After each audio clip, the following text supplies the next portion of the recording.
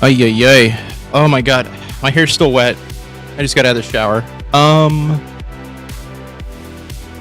Let me bump that down. There we go. Oh my god. I have been up almost 24 hours at this point. Well, more than 24 hours. The dog has been sick. So I have been hanging out with him all day today. He's right here next to me. Oh, yeah. Oh my god. Oh shit, that's what I forgot to do. I was like, why is it so warm up here? Yeah, I almost canceled today. I was like, I don't know if I can do this. I was up so late last night. I was actually trying to pull together stuff for a new video. I just said I'm gonna go ahead and say fuck it and do the is Mary Lou racist video. We're gonna see. We're gonna see. But yeah, god man, yeah, it's been a weird I mean, at least the last like 14 hours have been like not great. But I am drinking a mocha double espresso, I think is what it is. I don't know. Oh yeah. All right, he's gonna go turn down the air conditioner up here. Yeah. Oh yeah, it is. Oh my god, it was. No wonder I was like, why am I sweating downstairs? It was like 80 downstairs. Okay. All right. And upstairs it is. Oh, I did change it. Okay, cool. All right, it's gonna cool down. Oh. Okay, pulled off the tags on these shirts. Okay. Oh my god, what are we doing today? I pulled together a couple things I thought were kind of interesting, and if people have anything they want to look at, but I kind of want to make the focus of the stream today to kind of go over the concept of communism and socialism, and yeah, I thought, hey, we're dealing with a lot of people who do not understand what those words mean, and I'm included, to be honest with you. You know, I grew up with the idea that communism is literally the government running every part of your life, which, in my opinion, I think, you know, beautiful. Which I think, Soviet Russian communism, yes, very much like that. I would say that it's probably. I would say capitalism is probably even more disgusting than that, especially now, because it's just in your face at this point. But I digress. All right, let me see here. This is gonna be scattershot because, like I said, I am like, you're so tired that you're awake and you feel crazy. I could learn a lot more about the topics also. Yes, so that's the thing. Life is a subscription service at this point. Yeah, it is. I had a moment today where I went and I play Magic the Gathering. I am very much of the age that I remember when you bought something, you bought something. Like, you could get some enjoyment out of it. And everything is just, and I know it's not the same thing, but I was just thinking about it today. It's like everything is monetized to the nth degree, and it sucks. It sucks. Oh my god!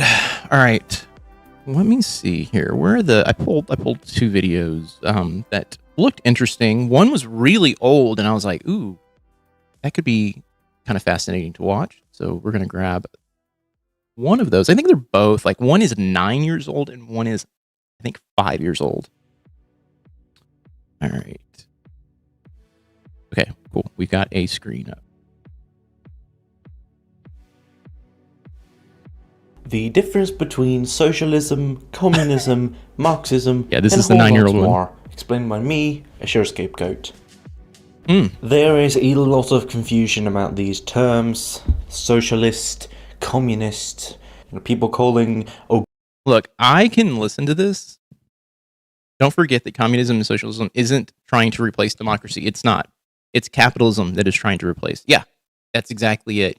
A lot of people, I mean, we currently use a lot of socialist policies, and I've said it before. It mainly benefits the rich, and not well, I'm not. I don't want to say poor, but the people who are not making nearly as much money as the rich.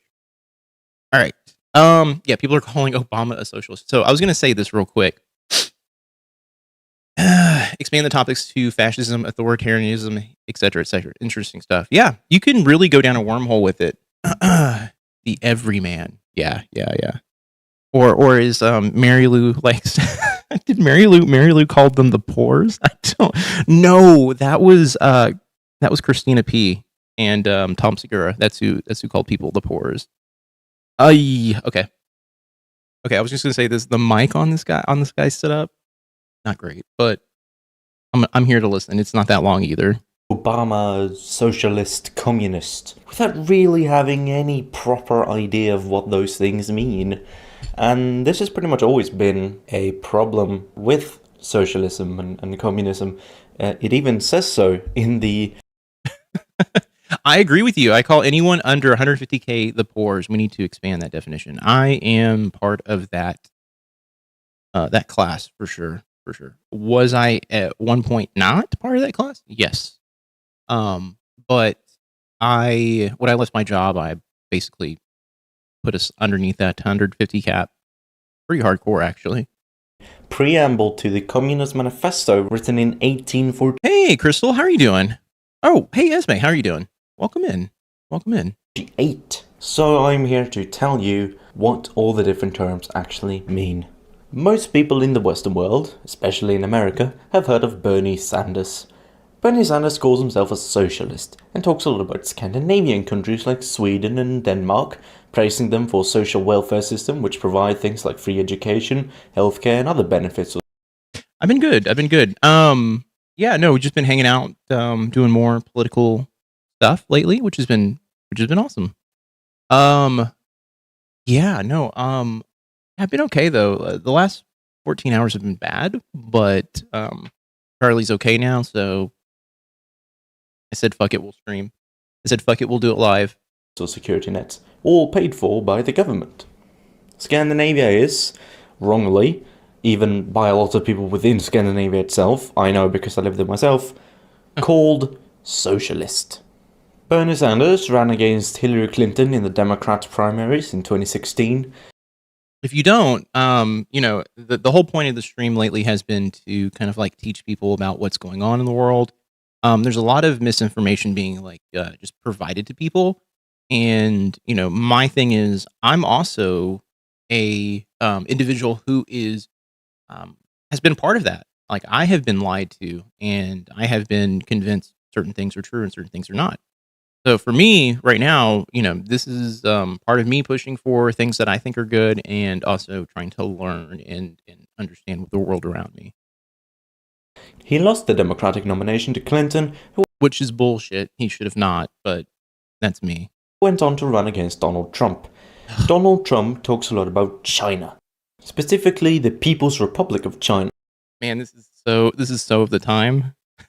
Which calls itself socialist, with Chinese characteristics, of course. Donald Trump won the presidential election and became the 45th president of the United States of America, replacing the man who came before him, Barack Obama. Obama talked on multiple occasions about Guantanamo Bay, which is a military facility on the island of Cuba, but belonging to the nation of the USA. Cuba says that the land where the Guantanamo Bay facility is located belongs to the Cuban state, which calls itself socialist. Do you know who else called themselves socialists? The Nazis. Nazis short. Okay, are you going to explain this right? Because I know this is not true. I really thought that Bernie had a chance. So disappointed. I mean, it happened twice. America is very good at propagandizing to its citizens, and it's very hard to deconstruct that. Yeah, totally. And yes, you did mention you were diagnosed with a mild color blindness. I remember you telling me that, God, at least a month ago, right? Gotta be around that time. Von Nationalsozialistische Deutsche Arbeiterpartei, which translates to the National Socialist German Workers' Party, NSDAP. So what does Sweden, Bernie Sanders, China, Cuba, and the Nazis have in common? Well, in practice, nothing. Thank you. Sweden, Okay, good. not entirely unlike China, is a country with a mainly capitalistic free market system, but with some government intervention and social security paid for by the raising of taxes on those who earn more. Cuba is what many in the world would call communist, choosing not to rely on a private free market, but rather a public, planned economy where elected representatives make decisions about the economy that would otherwise be made by private business owners, like where to build new factories, what they should produce, what the wages should be, and so on. My color of my hat is actually, I think, purple in real life, but lighting it is. I mean, it's still it's like a light purple. Although many in the West call Cuba communist, Cuba calls itself socialist.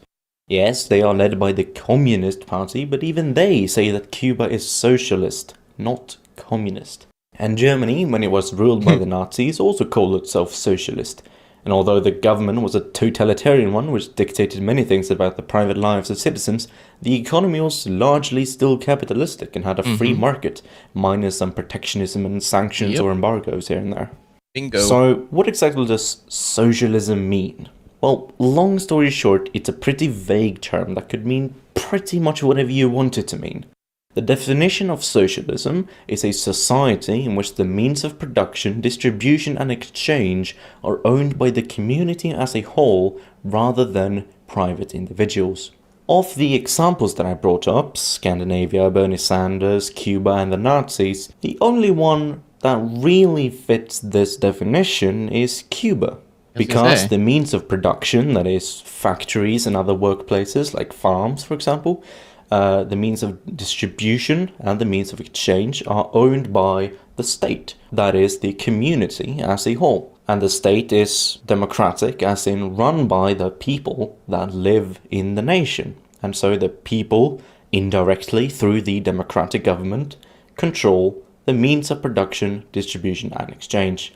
Sweden and Norway and Denmark own some of the means of production, some of the means of distribution and exchange, but I would say over 90% of the means of production in Scandinavia are privately owned, and so the community as a whole do not control the means of production, distribution, or exchange in Scandinavia.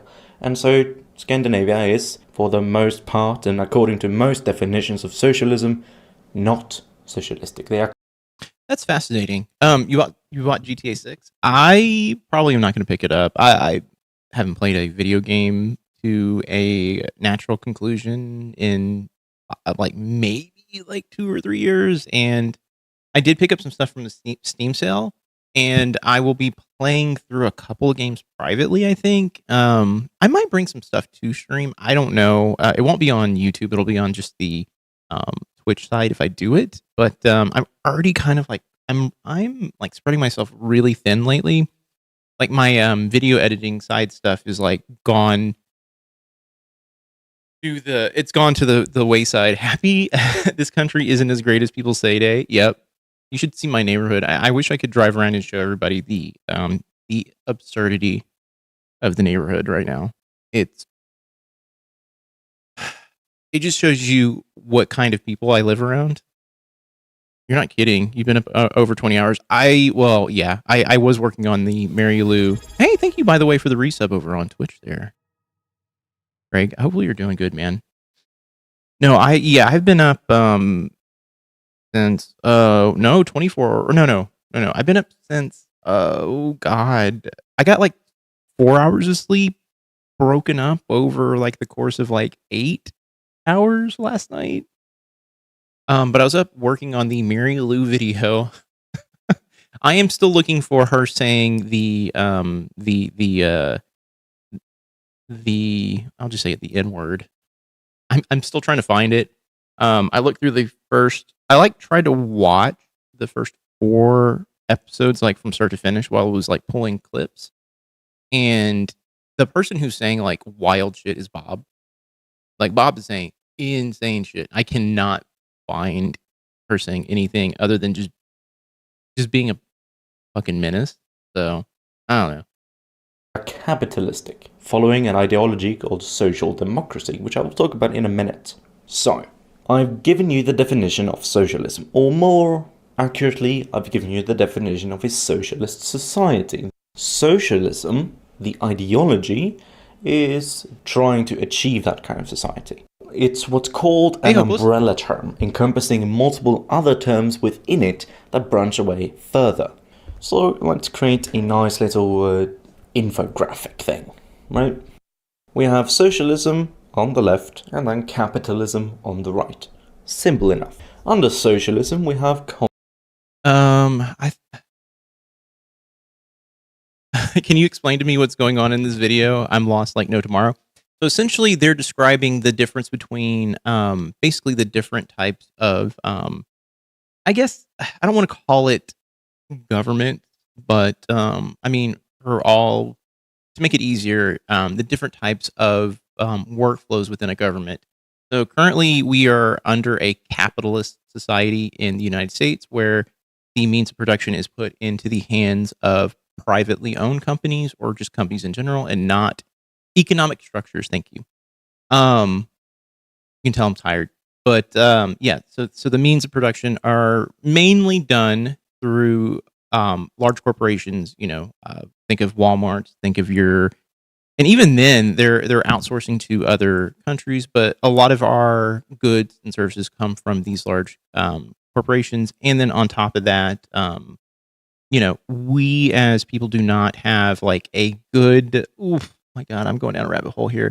But essentially, they're talking about socialism, which the means of production are in the hands of the people, which they were talking about Cuba being the only true socialist country at the moment, because literally, you might have to dumb it down some. Think of it this way. Think of the country being run by only Walmarts, right? That's what America's like. A bunch of Walmarts, and they're dictating how the country is run. Places like Cuba say, hey, the mom and pops, instead of the Walmarts, are doing all the stuff. And a lot of the tax breaks and stuff like that are going to the people and not to these large corporations. So basically, we're looking at two different types of systems. We're looking at systems that are built from a top-down, sort of like we want to control the means of everything. The more money you have, the more sway you have in things. If only Walmart is running the U.S., you said to dumb it down. I dumbed it down as much as possible. There's a lot of different companies running the United States, but if you think about it, a lot of our wealth is consolidated into what is the number? Does anyone know the number of billionaires right now? But I think it's like the top 1% at the moment. I have to get those numbers though. I'm terrible. It's either top 1 or top 10. I can't remember. But essentially, in other countries, they say, "Hey, you richies, you're really not going to have a lot of pull here. We're also going to tax you pretty heavily." And so, by the way, if anyone wants to jump in, correct me if I'm wrong. According to Google, there are a record 3,428 billionaires. So yeah, it's 1%. When there's is it 8 billion people in the world? Communism. Now, it's even a percentage of a percentage. Is an ideology that strives to establish communist society. Hold on, I'm looking right now. Which is stateless, moneyless, and most importantly, classless. Think Star Trek. The economics of the future is somewhat different. You see, money doesn't exist in the 24th century. No money? You mean you don't get paid? The acquisition of wealth. So it's It's 8.3 billion people. So if we're going to do some math here, let me pull up a calculator. Later. So 8.3, that would be 9.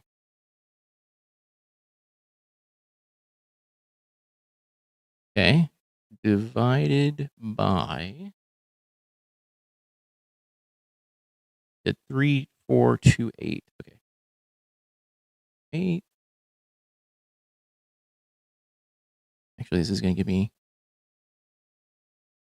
I think, slightly incorrect.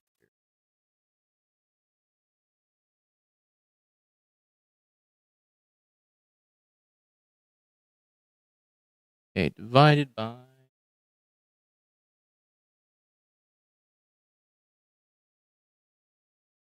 I mean... Wait, I did it backwards. Oh my god, my brain is working in the wrong direction today. Okay, there we go. Oof. At least you're doing math, not me. I am actually using Google. Okay, actually, you know what? You're correct. I could just type that into Google.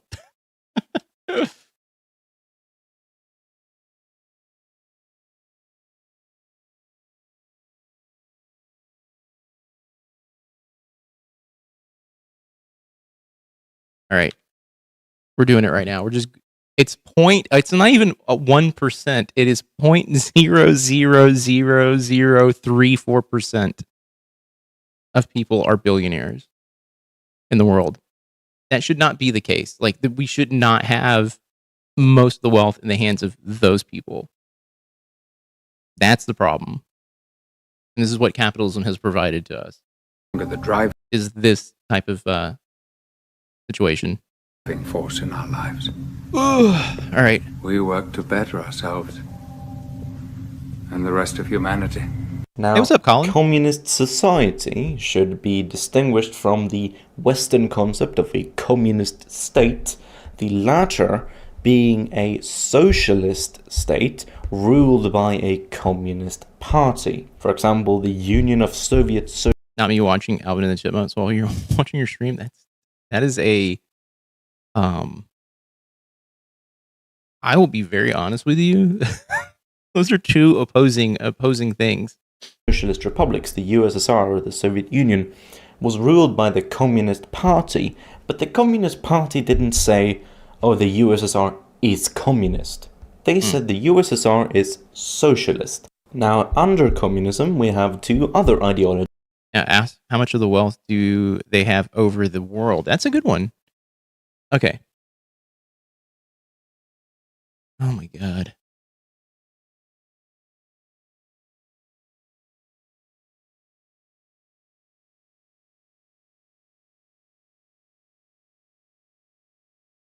All right, let's see.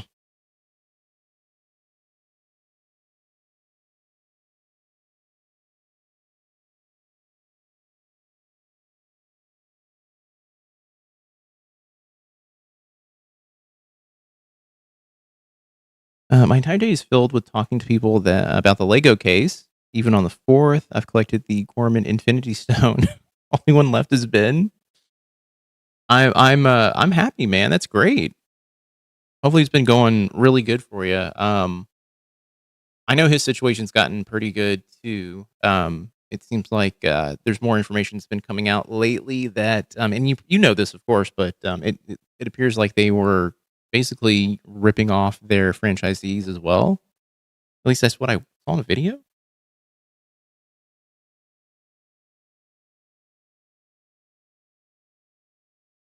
Oh, okay. Hell yeah.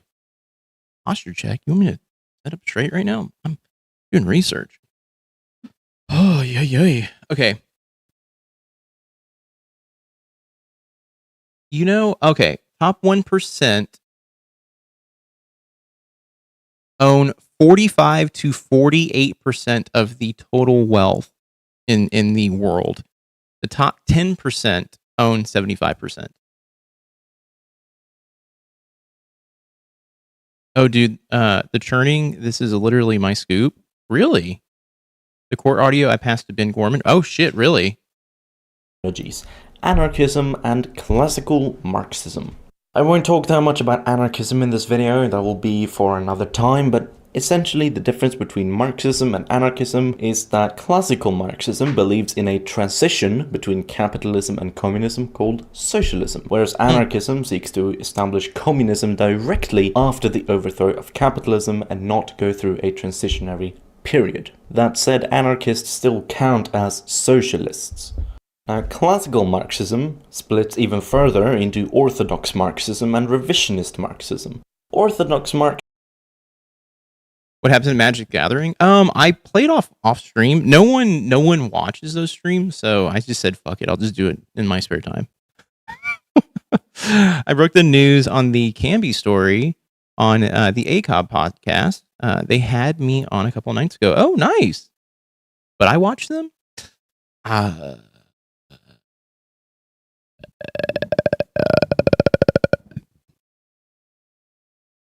appreciate that. Yeah, no one hung out in those. The only time people hung out in the stream.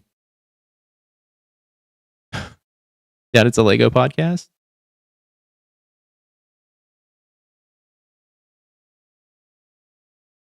What are you talking about? So 0.00034% have 40% of the money. Hey, what's up, Spokane? I'm half awake, so I feel like I'm rambling, and I am poorly describing communists and socialists tonight. So bear with me. It's been a rough.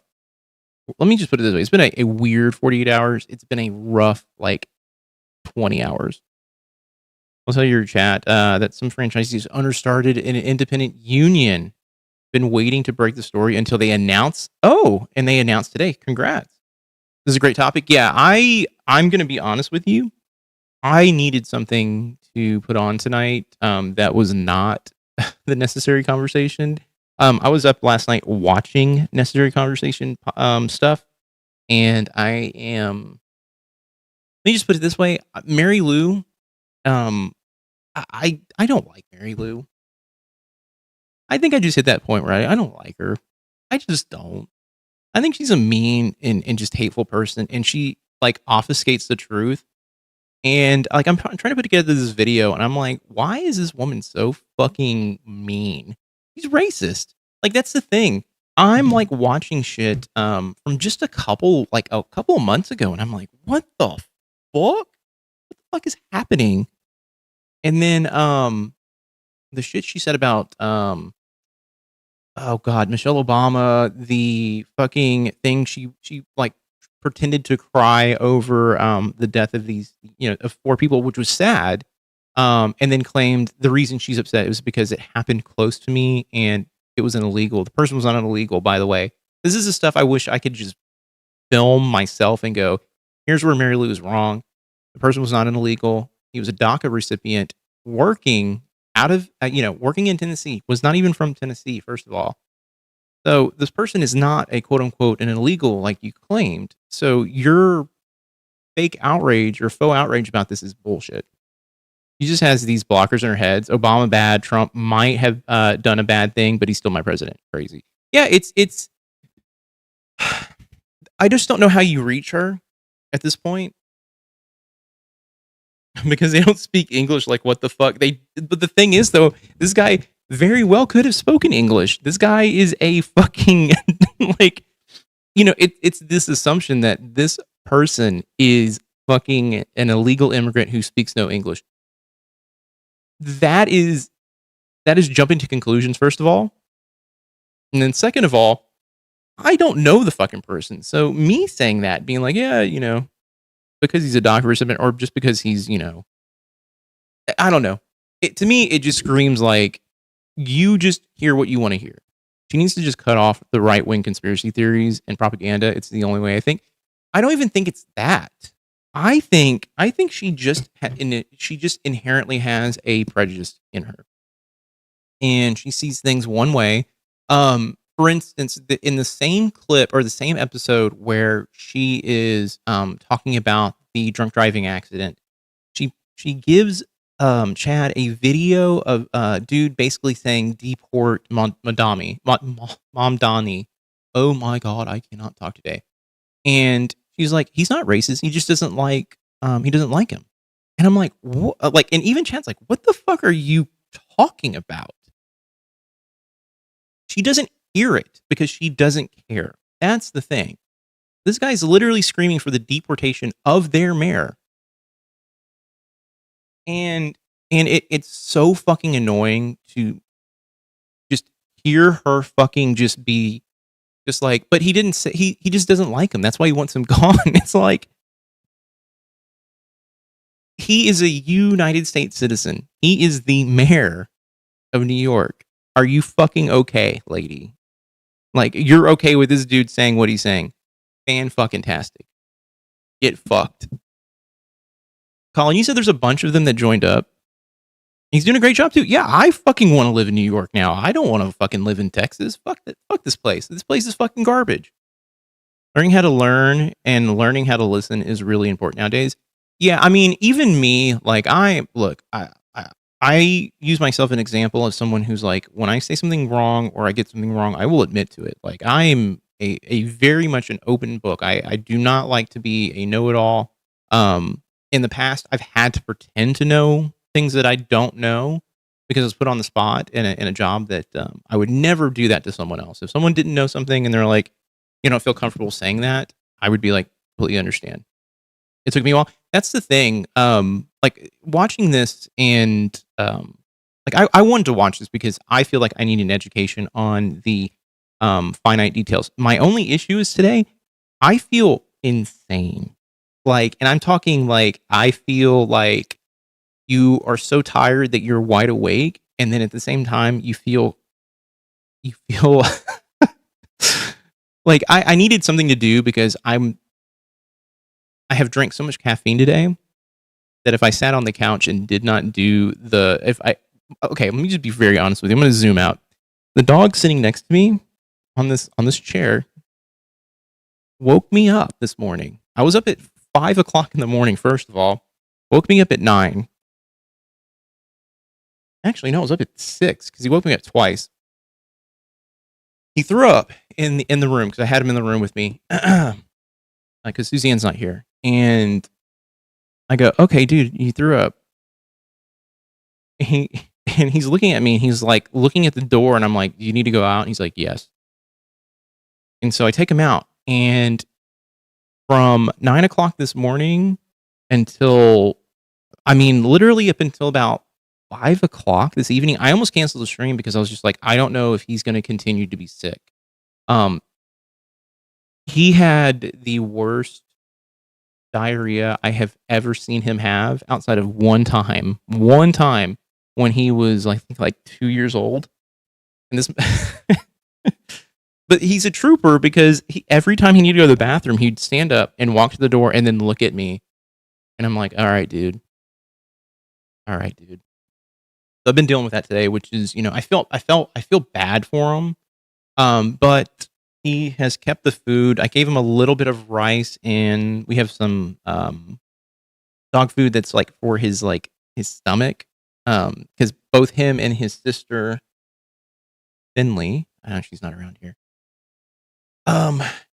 Typically can get like stomach aches every once in a while. Not, you'll pray for him. You don't have to pray for him. He's fine. He's been, the funny thing is, outside of the, diarrhea, he has been A-okay. He's been running around, waggling his tail like, hey, look at me. Did you give him that burned butter steak? No, I did not. My theory is when I made pork belly the other night, he ate, I think I might have dropped a piece of garlic. Not like a whole piece, but like I was chopping up garlic and I was doing it like really fine chopped garlic. I think I dropped the end of a piece of garlic and I heard crunching, like he had bitten into like a like the outside of a garlic, the skin. And I was like, oh no, when I reached down, I was like, oh no, dude, did you just fucking eat garlic?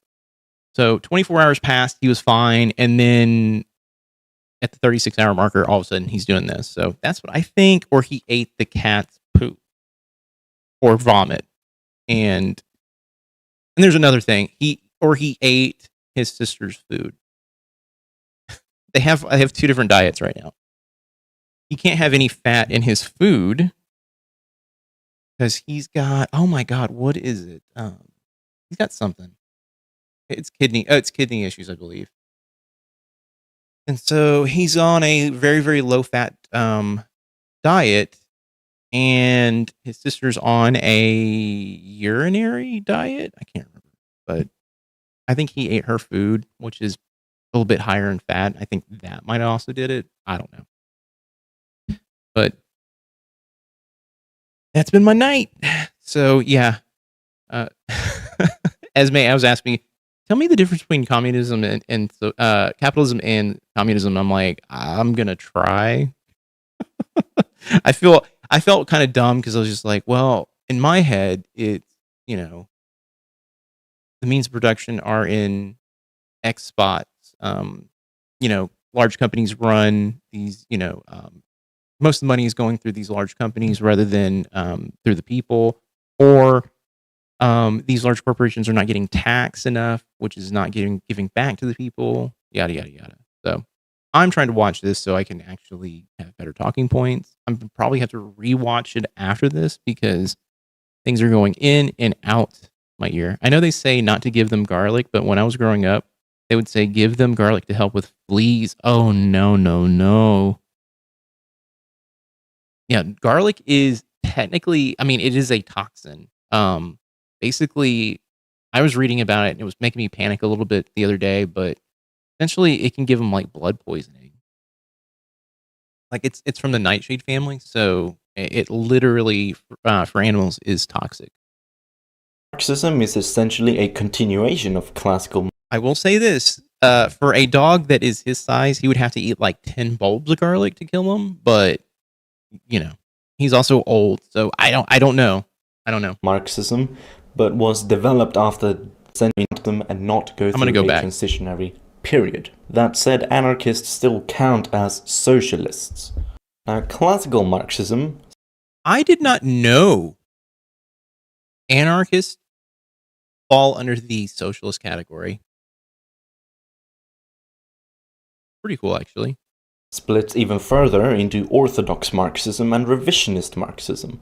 Orthodox Marxism is essentially a continuation of classical Marxism, but was developed after the death of Karl Marx. Karl Marx, obviously the founder of classical Marxism, left a lot of his work unfinished, and so orthodox Marxists sort of picked up the torch when Marx died and continued his work and continued expanding his theories.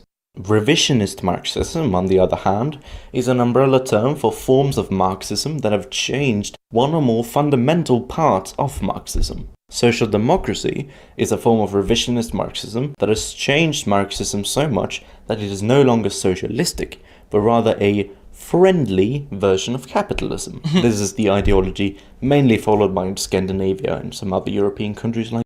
I was going to say, it was like, isn't those Scandinavian countries that kind of fall under that? France, for example. There's also democratic socialism, which is a term so vague we're currently using that it could actually be either orthodox and communist, revisionist and communist, or revisionist and not communist. Would it technically fall under revisionist at this point? Someone who's much smarter than me would have to answer that one. The definition of democratic socialism is an ideology which seeks to establish a society with a socialist mode of production alongside a democratic system. And Alkenstein, yes, garlic is kind of awesome. As opposed to the Soviet or Workers' Council system of Marxism-Leninism, which democratic socialists generally deem undemocratic. Now, some people will claim that democratic socialism means socialists who want to establish socialism through democratic means. But this is not necessarily the case. Yes, there are democratic socialists who aim to achieve their goals through elections, but there can also be revolutionary democratic socialists who reject participating in elections under capitalism because capitalist elections are undemocratic in their eyes. And they seek to establish real democracy alongside socialism through revolutionary means. Also note that democratic socialism is not the same as social democracy. Social democracy is pro-capitalism, whereas democratic socialism is anti-capitalism. At least in theory. There are some democratic socialists. I'll share this with you real quick. Earlier when I was staring at this, I literally looked over on the right-hand side and thought it said communism. Okay. All right. I was like, why the fuck do they have communism on two different sides? Okay. Well, cool. Parties which are pretty much social democratic in theory, but just call themselves something else. Moving on. Under orthodox Marxism, we have even more tendencies like Luxemburgism, Leninism, Trotskyism, Did you know we had a Texas city founded by the Marxist guy, Marxist brothers, or Marxist guy brother? Tried to spread it through Texas during Civil War. Oh, okay. But then they got slaughtered. That makes sense. Maoism, and a whole lot see more. that. I could see These that are happening. actually not too different from each other, and so their differences are more complicated and take longer to explain, so I won't do that in this video, but perhaps some other time. Now then, let's recap. Socialism and capitalism are two different things. Socialism is anti-capitalistic, capitalism is anti-socialistic.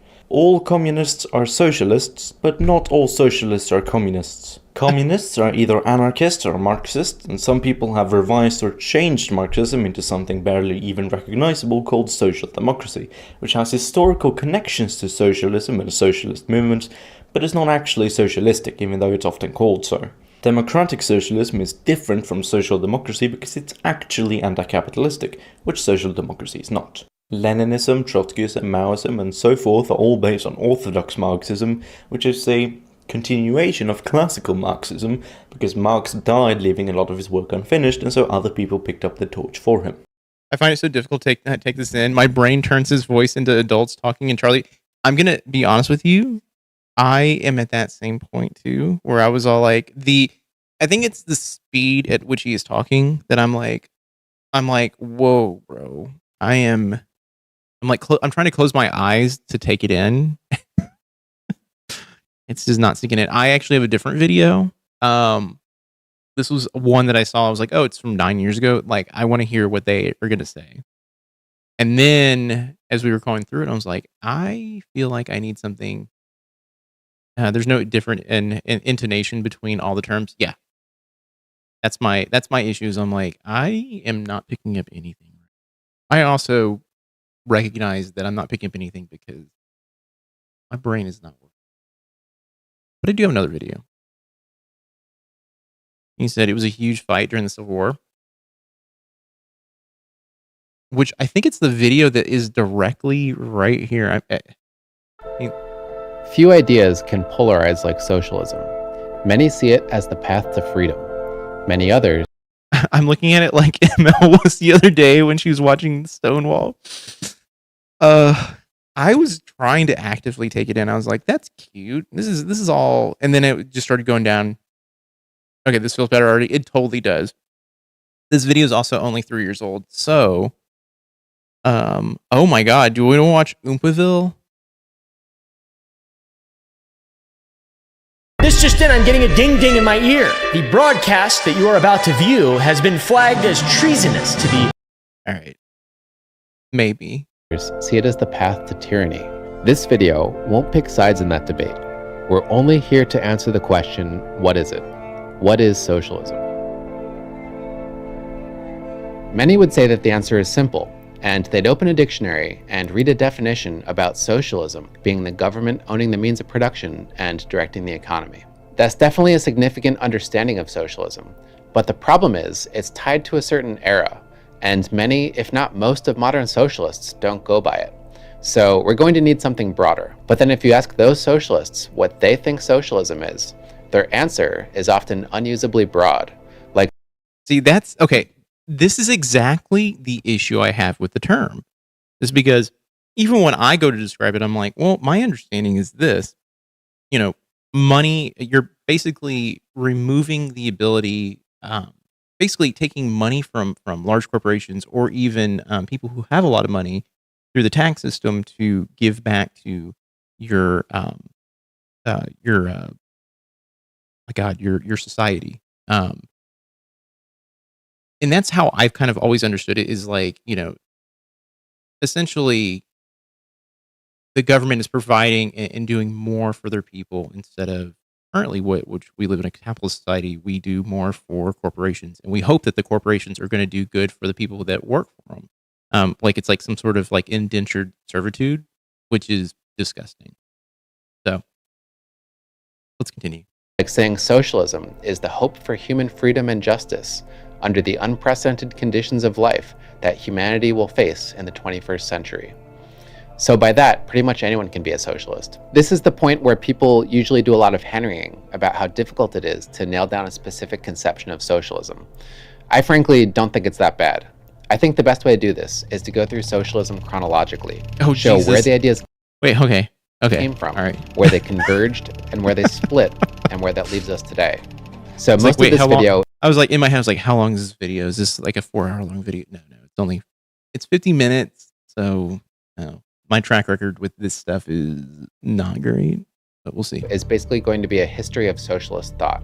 I think it'll help to start with some general comments. The first thing to say is that socialism as a political tradition emerged as a reaction against liberalism, specifically as a reaction against the Industrial Revolution. As liberalism grew in popularity and in influence, socialism grew along with it. So the histories of liberalism and socialism are intertwined, and you can even think of liberalism as a parent ideology of socialism. Liberalism can be understood as the political philosophy where individuals are held to be ends in themselves. Liberals want to create a political order where people can develop into whoever they want to be. They can think whatever they want to think, believe whatever they want to believe, and pursue whatever they want to pursue. Liberals primarily achieve that through law, notably by granting people rights. Those rights are designed to keep people from suppressing each other's individuality. Liberalism expressed as an economic philosophy is God, Nicolas Cage in Wild at Heart. All I can think about when he talks about individuality. I'm gonna find that clip. capitalism. So that's when you have property rights backed by law, and at least theoretically, a free market where people are free to exchange goods and services with others. In a liberal order, hierarchies naturally develop, and socialists traditionally concern themselves with negative effects related to those hierarchies. Liberals Hell are yeah. traditionally concerned with Hey Joel, hey crew, just popping in to say hello. I watched this video before. Has a good overview. Yeah, so I'm trying to find. We watched one just a few moments ago that I think we all just kind of collectively were like, oh, this hurt. This one is great though. So far, I understand it. The other one was a lot of, it was a lot of words. It was like word vomit. Is what it was. But peace. Hopefully you're having a good day. I don't know where you're at, but if you're in the States, hopefully you're having a good 4th. I'm tired, so my 4th is I don't know. It's fine. concentration And spinning red arrows, yeah. I think he was trying to be cute.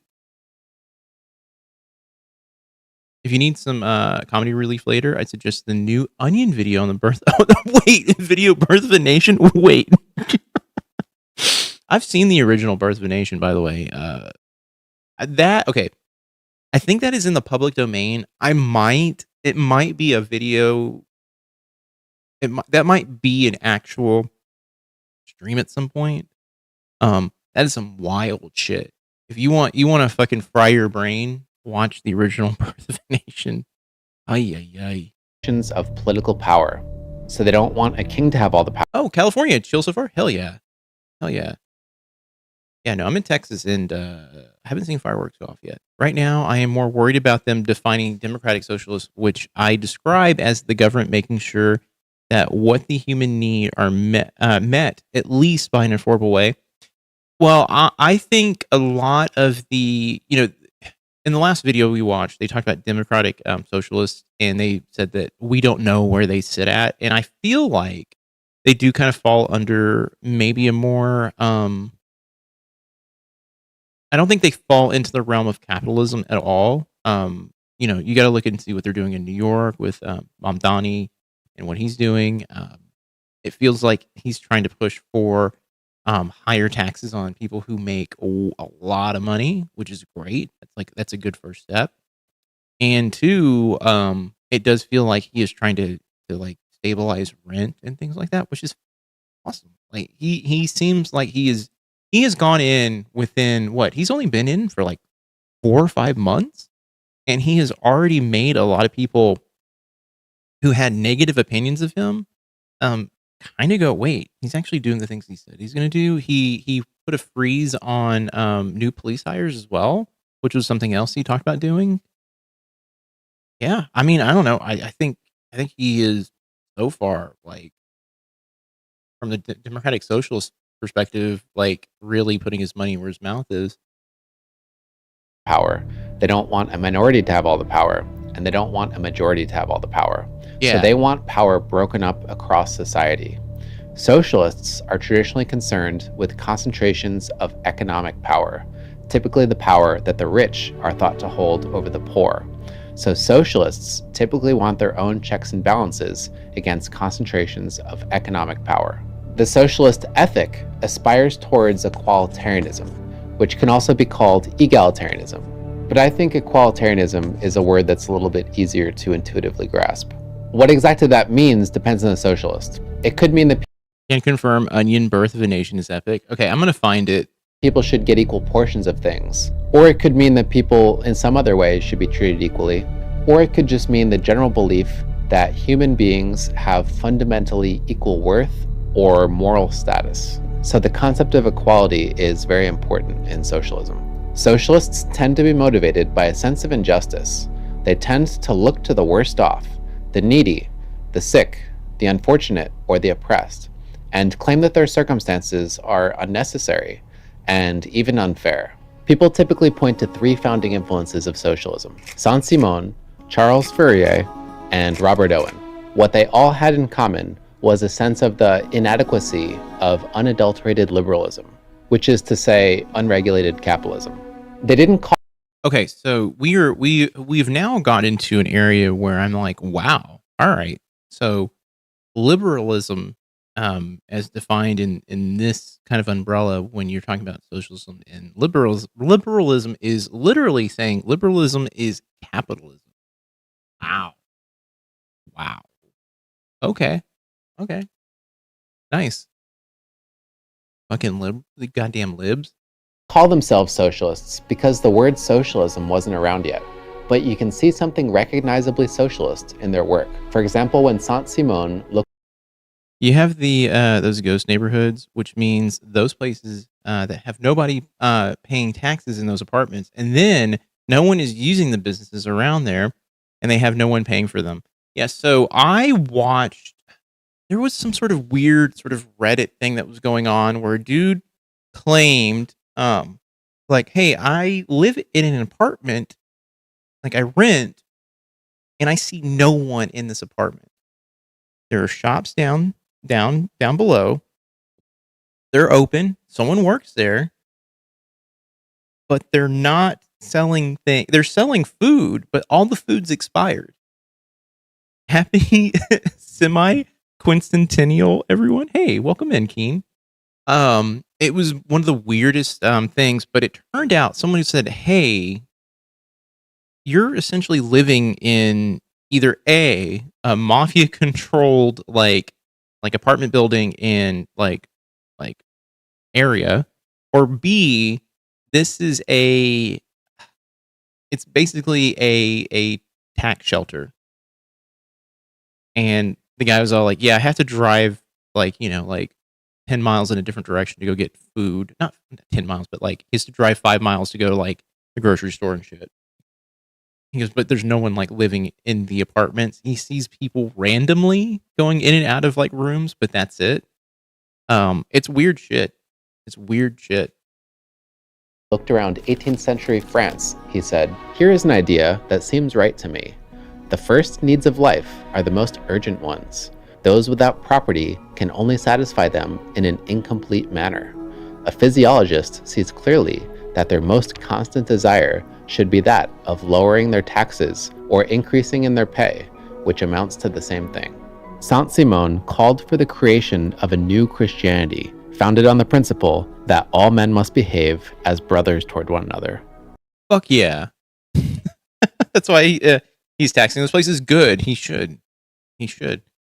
Even though I would not like a religion to dictate how I live my life, but I agree with the sentiment of like, hey, we should be treating each other as brothers. Well, not like true brothers, but like, nicely. And whose overall goal, And then looking out for people and making sure people are getting taken care of. Like, I've always said this, like, I want people to be able to afford to live, have homes, and eat, and get health care. Like, those are the big things that should be a given on this earth. Not you having to scrimp and, save, work yourself to a bone to get. Like, they should be provided. If they move out, it won't hurt New York. It would only help. Yeah, 100%. Yeah, I don't think anyone should be using, like, just buying up property and then using it as a asset. It's like the dudes who buy, like,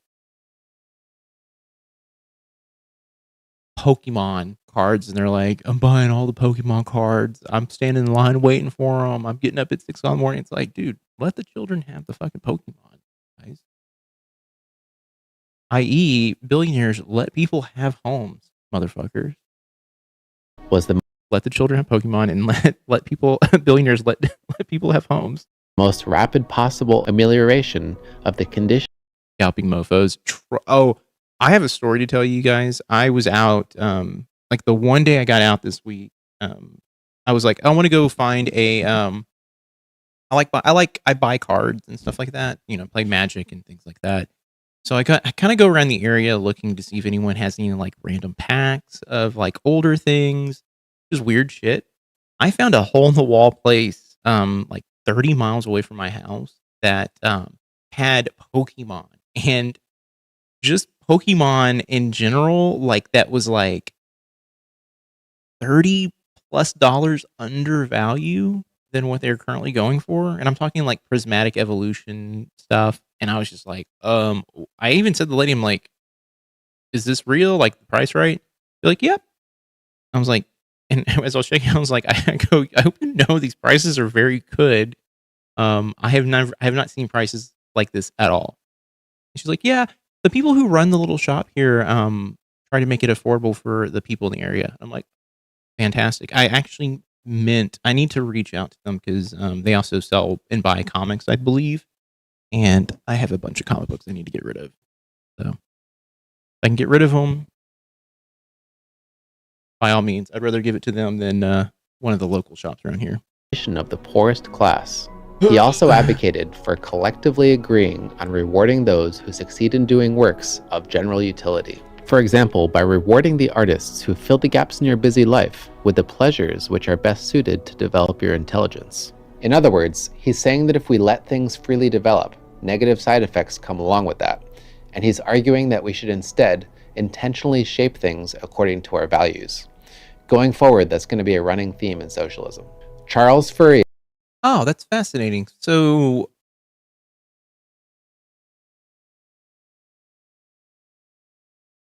okay, so from what I'm understanding, the idea behind socialism is I don't want, you know, I don't want people freely doing whatever they want when it comes to affecting how the way other people live. I want everything to run by a value system. Like I want X, Y, and Z, X, Y, and Z things afforded to these people. Because if you just let things go, progress as they're, like progress, you get the situation like capitalism where people go, oh hey, I can make money, I can make more money, I can have more, I can have more, I can take, and when you put caps on that or you put stop gaps in place, it prevents that type of thing from happening. Interesting. Fourier looked at capitalist societies and argued that they weren't organized efficiently. He thought immense advantages would result if people were brought together to work communally. He said, why are there 300 wineries competing against each other, most of them in disrepair, when there could be one great winery? Why would Oh my god, that is actually fascinating. 100 milkmaids go to the neighboring city? It's okay. So in my head, it is just like this. It is looking at what is going on with the energy situation in Texas. We have a company running it. If it was underneath maybe the government or just under the government in general, it could be actually regulated properly, and we wouldn't have rolling blackouts during the summer. The possibility of having no energy during terrible storms. I started proxying commander decks because my GameStop shop doesn't care. I printed all of the Marvel decks at my library for free. I'll be very honest with you. The Marvel set, I've only picked up a couple of cards, and I have a couple videos on another channel that I'm going to start editing. I did some openings of Marvel stuff, and I'm not a fan. I did pick up the Unbeatable Squirrel Girl card. I'm just going to make I've got the pieces to make the commander deck myself, so I'll probably just stick to that because I have the Bloomborough scroll deck, and I can modify that and use bits and pieces from it. And then I also pulled Tippy Toe from one of the Jumpstart packs. So I'm like, cool. I got all the pieces for it. But the rest of the commander decks, the only one I was ever interested in was the Doom one or the Villains deck. Yeah. Paul Pelosi hit and run. Wait.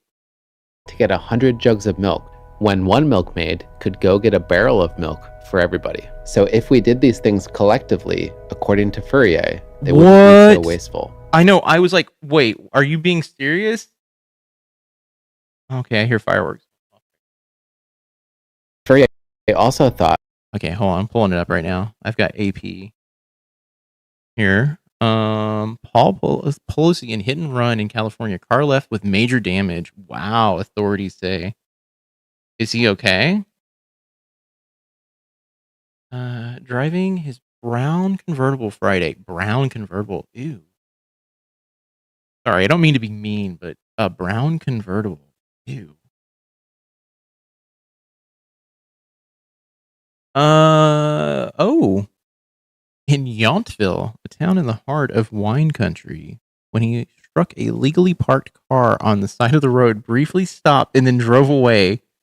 Okay, wait,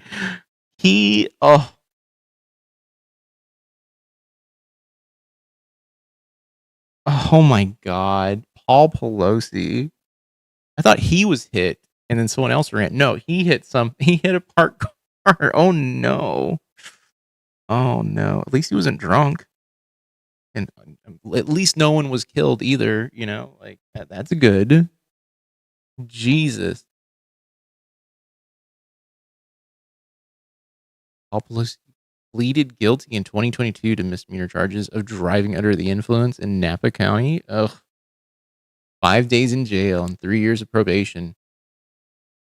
Oh, Jesus. He thought it was Antifa and had to take action.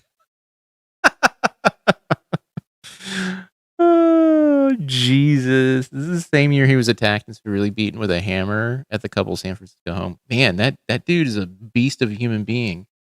Getting beat with a hammer at how old is he? How old is the motherfucker? How old is this dumbass? I just saw 86. 86. Okay. Jesus fucking Christ. Yeah, he was beaten with a hammer 4 years ago. So he was 82. This dude is the Terminator. Hiya. That capitalist societies had unnecessarily depressing work lives, and he thought we could reorganize our work lives in a way that would make people more passionate. For example, you could... Did he give his driver the day off? He should have. He shouldn't have. He shouldn't be driving. He's 86. No one... Okay. I'm about to say something, and there's gonna be people in chat being like, Joel, that's very ageist of you. There is a point in time where you have to go, hey, grandpa, grandma, you need to stop driving. How is Charlie? Charlie's okay. He's sitting right next to me. He's right here. He's been for the last, like, I gave him rice. I made some rice the other day when I was making pork belly, and gave him some rice, and what else did we give him? I gave him some like stomach food. Sweet little bean. I'm glad he's doing better. Yeah, he's doing okay. He hasn't asked to go to the bathroom. He's been very good about being like, take me outside. But he hasn't asked in like the last like 4 hours. Which has been good. I'm exhausted though. I'm like kind of slap. I guess the term is slap happy. I'm sitting on stream. We're watching a video about communism, and I'm like, I'm taking this in, and I feel crazy right now. But no, I am exhausted right now. I feel like I'm a dumb person in general. I feel really fucking dumb. I feel real stupid today. Like I was like, I should not get on stream, and I was like, no, I should. I got nothing else going on. Why? I'm tired. I like literally. I think I got maybe 4 hours sleep. Broken up over like 10 hours today. Yeah. Just because he had to just literally was just like take me outside. I just didn't feel comfortable going to sleep. I didn't also want to wake up to dog diarrhea. Yeah, I've been running low on sleep myself, so I get that. Poor puppy. Yeah, no, don't say poor me. Poor him. I don't know what happened to him. I don't know what he did. I don't know what he ate. I did get a little frustrated earlier, but it was more, dude, the fireworks are continuous near me. I've never heard them this crazy. We are in a dry county. Not in the we're in a fire hazard area. Okay. So people firing off fireworks around here should not be doing it. But they do it. And we get random fires here and there, and everyone's like, why are people firing fireworks? It's like, well, they probably shouldn't set up fireworks stands, like literally 5 miles onto the highway. You just drive 5 miles down the road and there's a fireworks stand. Same and same. So I thought we were two, but they were setting it off at my apartment complex. They were partying hard. Those liberals setting off fireworks, those goddamn capitalists. Man, I now that I have heard that liberalism is literally capitalism, I'm like, fuck, I can't use the word liberal anymore. Jesus fucking Christ. Yeah, I hear them around here. But here, I'll just say this about the area we live in. These motherfuckers waste water like none other. I think me and like maybe like 15% of the neighborhood do not use our sprinkler system at all because we're in a county that not a county, but we're in a city that has reserves, like water reserves, like only 50 years of water reserves left. So light me on fire and I'd be so mad. Hey, I mean, you're in an apartment complex, so it's not that bad. I'm in the middle of a like wooded kind of area in Texas, and it's dry. It's a bad situation. Could divide people up into teams and have them compete against each other for honors, or rotate jobs throughout the day so no one has to work for more than a couple hours in any role. He thought you didn't have to force people to do this stuff. If a few intentional communities first set an example, he thought others would follow. They would be brought together by a lure. Using the term liberal to own the libs. It's either a fire or they're gonna shoot me up. Damn. That's terrifying, actually.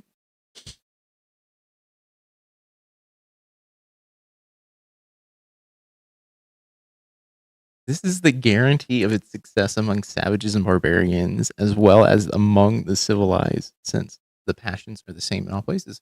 That's a kind of an interesting kind of thought. Of gain and pleasures, as he put it. If a unified society produced 3 times as much as an atomized society, people would be incentivized to unify. Robert Owen had a theory that people were products of their environment, and as such, I'm in agreement on that one. I mean, look at how people vote nowadays, you know? I only vote this way because everyone around me votes this way. It's like, yeah, it's when you just, just take it down to its bare essentials, yeah? You couldn't take my kids to the show because they're always shooting at big events here. They just made a law in Mississippi that teens with gun charges will now be charged as an adult, so hopefully that'll help. Oh my God. Clayton Tucker, Texas AG commissioner candidate for platforming against data centers, which is crazy. Crazy that we're in that state now where everyone's all like, hey, this is a step too far. Both sides are like, stop. The data centers are not good. I'm in a quiet suburban area, but our backyard is right up against a wooded area. They caught it on fire about 10 years ago. It was like matchsticks going up. Jesus Christ. I wonder how hot it would have to get for people to stop lighting fireworks. In Texas, it was in the hundreds earlier. It's currently pitch black outside. We're at 9:30. It is 85. 85 degrees outside. And it is muggy too on top of that. And if you're in my front yard, it smells like dog diarrhea. So that's why I'm not outside. That does sound terrifying though. Hey, what's up, Boone? Welcome in, buddy. How are you doing, man? It's good to see you. Oh my God. How's everything going? Oh. Let me zoom out here. 76 here, but the high today was 101. Index of like 115. We be melting. Yeah, you guys are I mean, it was pretty hot today. I don't even know what the temp was today. All I know is I went outside and was just like, it is disgusting. The high was 95. I wonder what it felt like though. I don't know. It's not telling me. Still 91 here? Yeah. They're freaking out over the AC units and stuff? Wait, why? I mean, it's not good for the environment to run the AC, but still, I mean, it's hot as hell here. Oh my God.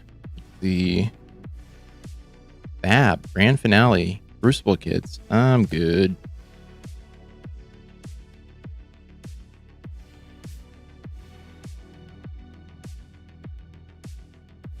Okay. It's going well. A little sleepy. How about you? I am beyond tired. Charlie next to me has been sick all day today and all last night, so he kept me up. I think I've gotten like a couple hours of sleep in the last, I think, 48 hours. So I'm gonna sleep tonight. Hopefully he's not gonna be sick. But yeah, he has been not great. They're struggling badly. It was 78 in my apartment today. Even after cleaning the AC unit and everything, it's still struggling to keep up. Oof. Yeah, that is not good. Did the Orange do his speech today, or did he cancel? I saw something about it. I think it fell apart, apparently. I mean, at least that's what everyone on the YouTubes were saying. Like, it was a disaster. Everything's a disaster. Yeah, he woke me up this morning and was like, hey, you need to take me outside. Oh, he's scheduled to speak in 32 minutes. Oh, we're going to watch that then. We're totally going to watch that. It's happening. It's happening. God, I opened up the worst pack of Marvel superheroes ever the other day. It was bad.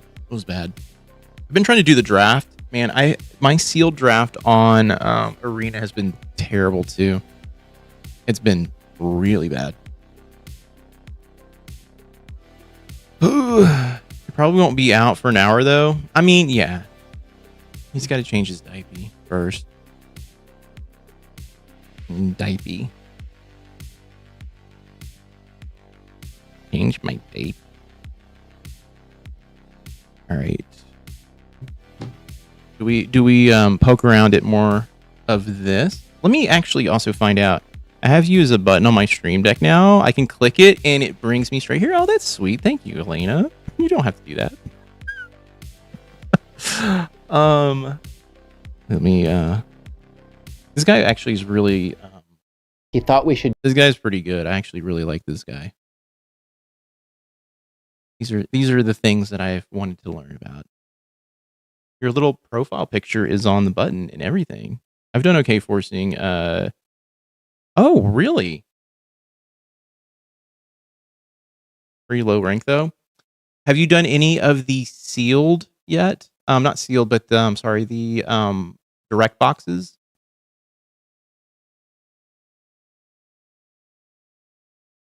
Inattentive.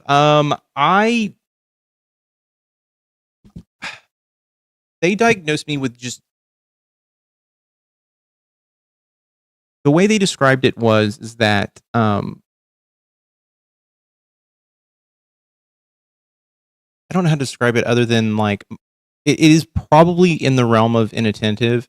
When I got my paperwork, my diagnoses kind of sorted out, basically said that based off of the words of your wife, we feel that you do have ADHD, and that essentially it does fall into the categories of basically memory, and that's my big thing. I'm playing pick 2, Too Rich for My Blood. I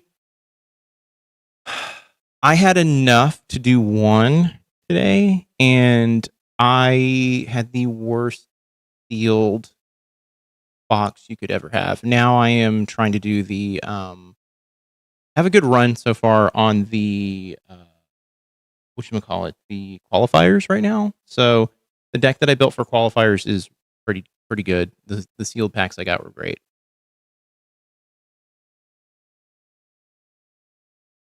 But yeah, mine deals with memory. I also have a hard time staying on topic sometimes. So I kind of fall down the rabbit hole of essentially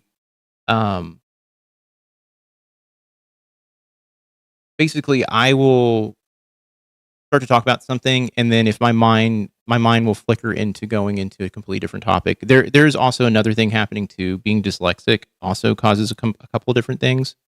So I can read things really incorrectly, and that puts me into down a different path. So I would say I think it's inattentive more than anything else.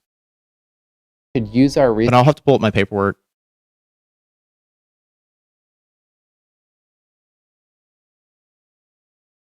It would seem that caffeine you use would help you concentrate and chill if you had ADHD. Not always true. I've been told that caffeine has it depends. Caffeine can be either a not necessarily a calming thing, but for me, it makes me sleepy sometimes. Like I can have caffeine at night and pass out. I've also used Adderall for years, and I don't feel like I have a benefit. Like I don't get any benefits from it.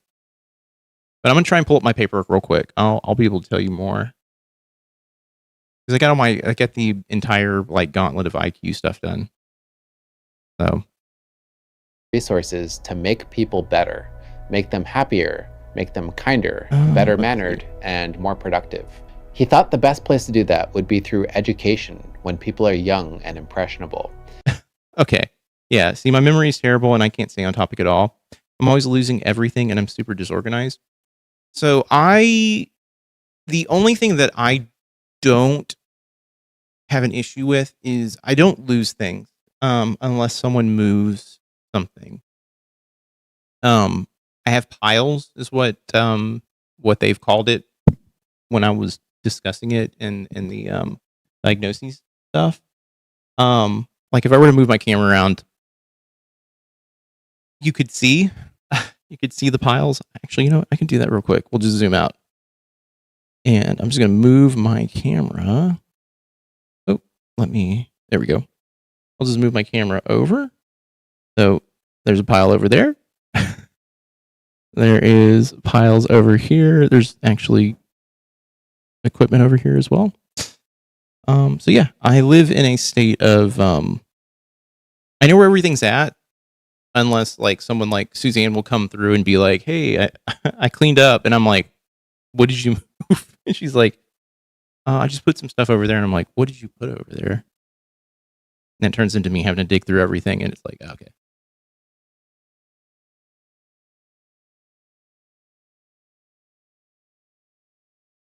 And he specifically saw the government as a means to that end. Owen thought governments should establish rational plans for the education and general formation of the characters of their subjects, focusing on forming their character in childhood, which he thought would prevent bad habits from forming, like lying or wanting to hurt others, and he thought it would promote good habits, like wanting to help others. This is essentially a reaction against the individualism of liberalism. So liberals tend to think that if you're doing well in life, or if you're doing badly in life, it's your own fault. And here he's flipping that. He's saying it's not necessarily the individual's fault, but rather it's the fault of the... I just noticed the chat is not populating the YouTube stuff on screen. So let's see if we can fix that.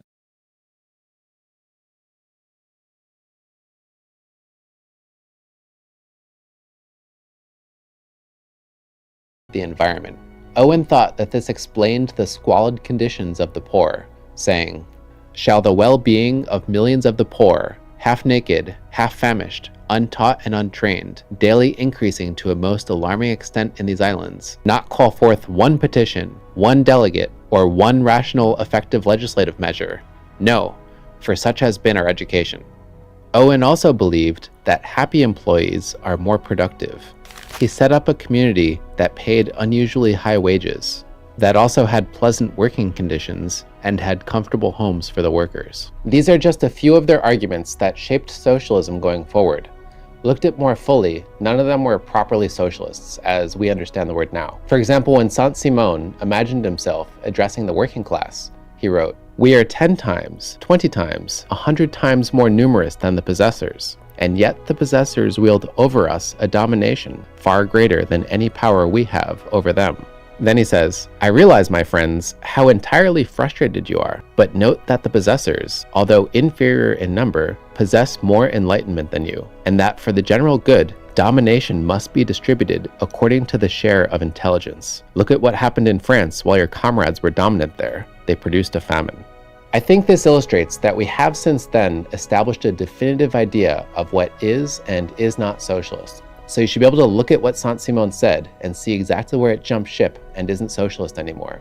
And that's where he accepts hierarchies and even frames them as being natural and even for the greater good. The socialist conception of equalitarianism means that socialists want to mitigate hierarchies. They probably don't want to frame them as being natural, and they especially don't want to frame them as being for the greater good.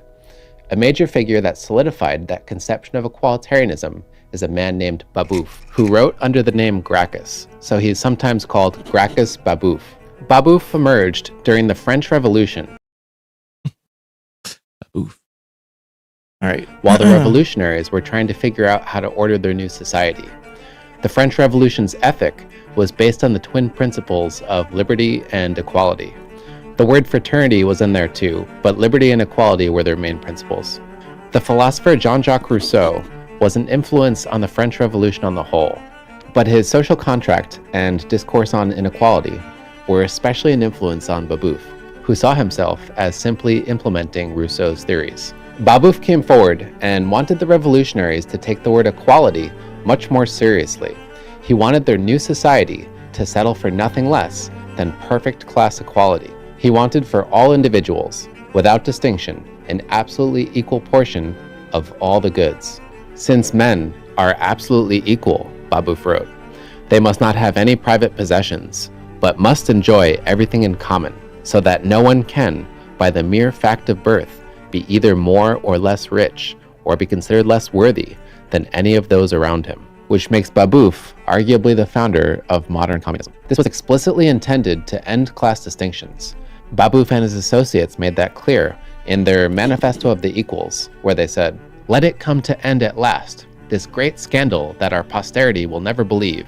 Disappear at last, revolting distinctions between rich and poor, great and small, masters and servants, governors and governed. Let there be no differences between human beings other than those of age and sex." Babeuf also brought a revolutionary ideology to socialism, which means you want a sudden, thorough transformation of society, typically by seizing power. Babeuf and his associates plotted to take over the revolution and lead it themselves, making them the first. And in today's society, they would be called terrorists, right? To imagine revolution as a calculated process directed by a vanguard of conspirators whose goals might be unknown to the mass of their followers.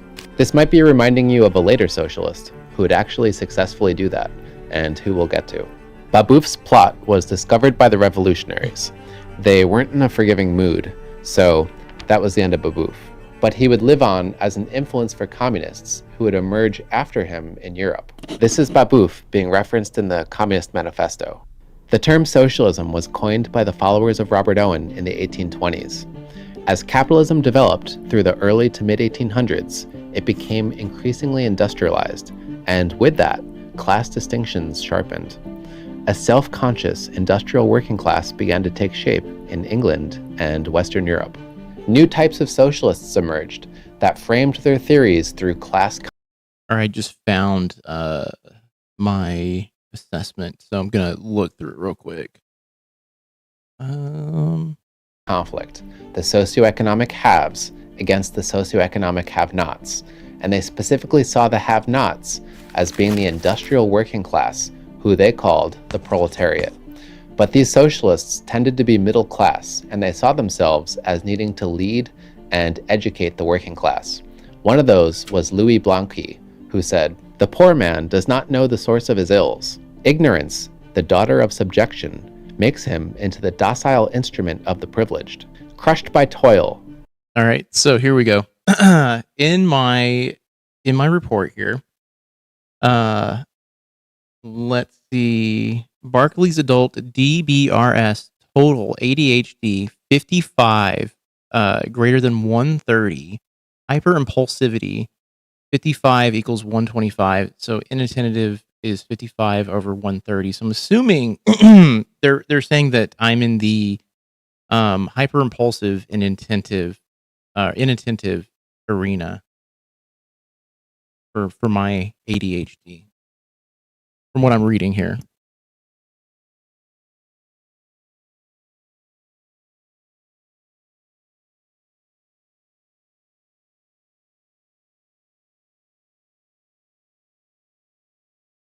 That's wild. Okay.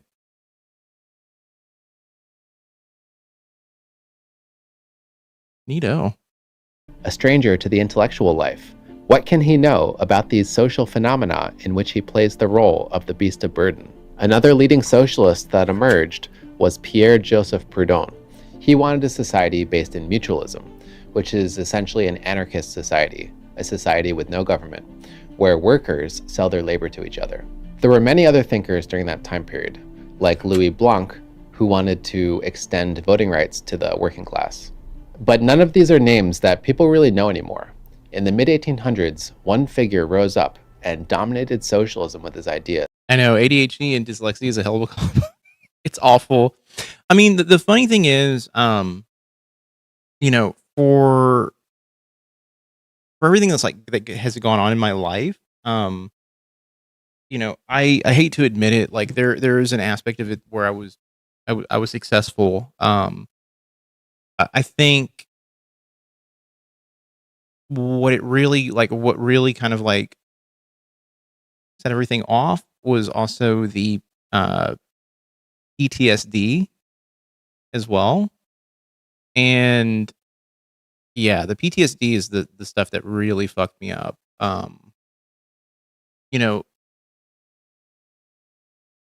I got told by a therapist a while back that essentially, like, a lot of like, I don't know, there was a lot of masking of the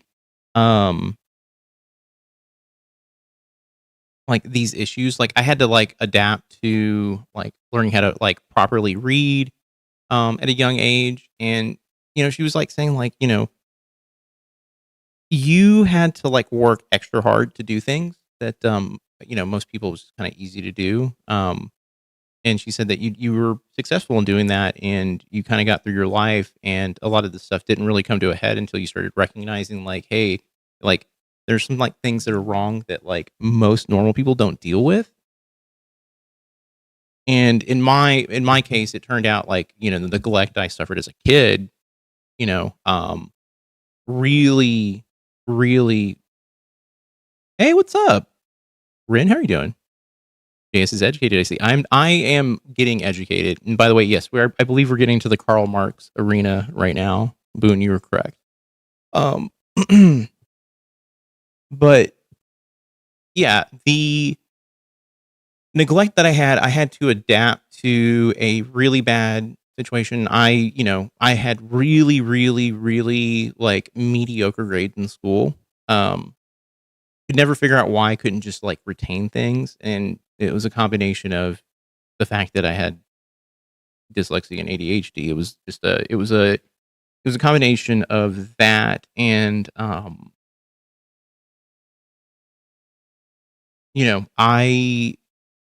I guess I'm lucky enough that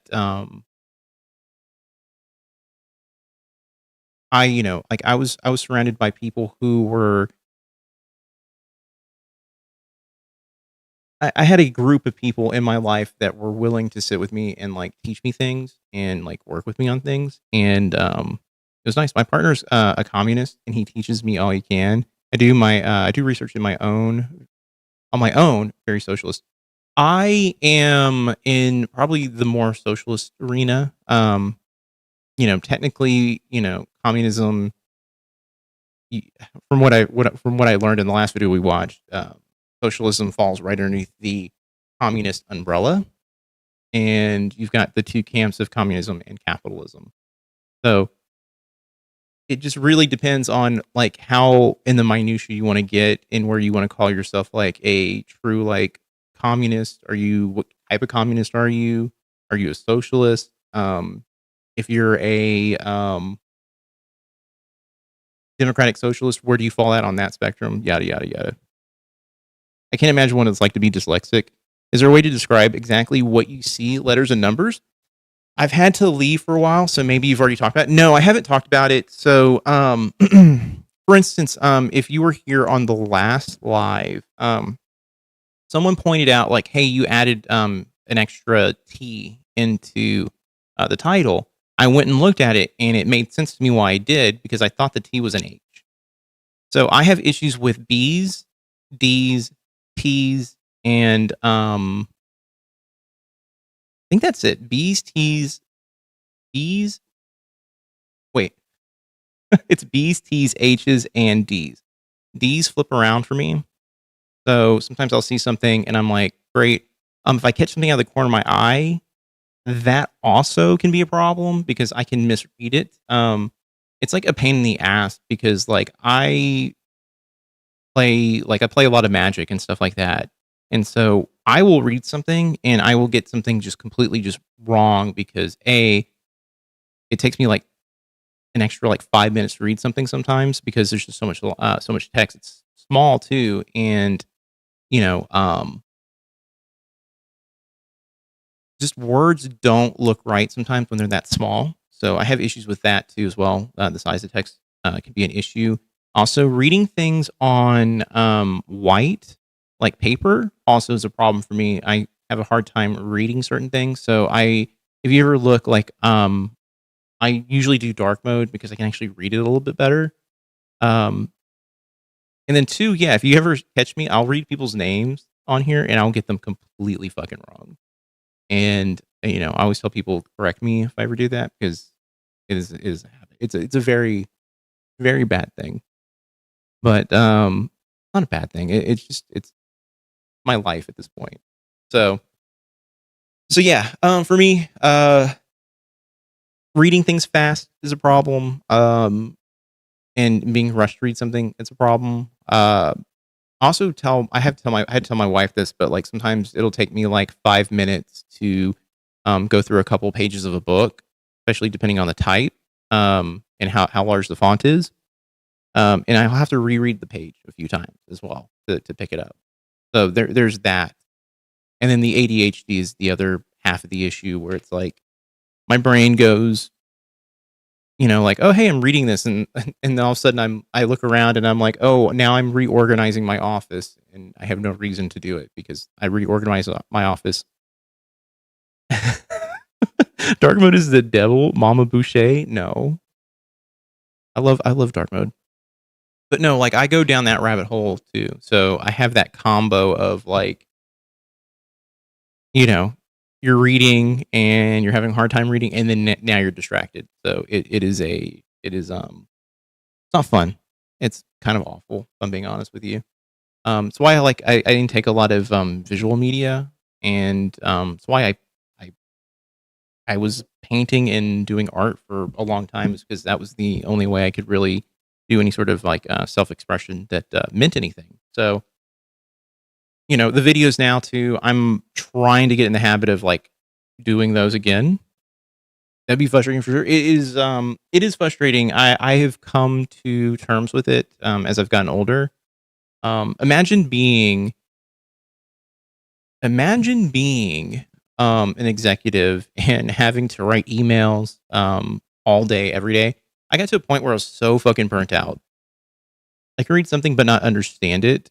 What I just read, so I'll have to reread it. Like, it just didn't go to my brain. Yeah. I asked everyone to flip their cards around at pre-release.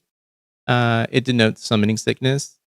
I got to reread every card multiple times. People announcing cards is pointless, especially when it's loud. Yeah, I I will typically, if I'm playing someone and it's a new set, I'll typically offer my cards to, like, if I play them, like, here, you can go ahead and read it. It's gonna sound really weird. I can actually read better. It used to be easier for me to do this, but I used to be able to read better upside down. That was another weird thing that I kind of determined as a kid that I could do a little bit better. As I gotten older, I really have a hard time doing it, but I used to be really good at it. It was a weird thing. Now though, I do it a little bit when we're like, I play Magic and stuff like that. I'll be able to kind of look at it. The font's just too small. I have to flip the cards around.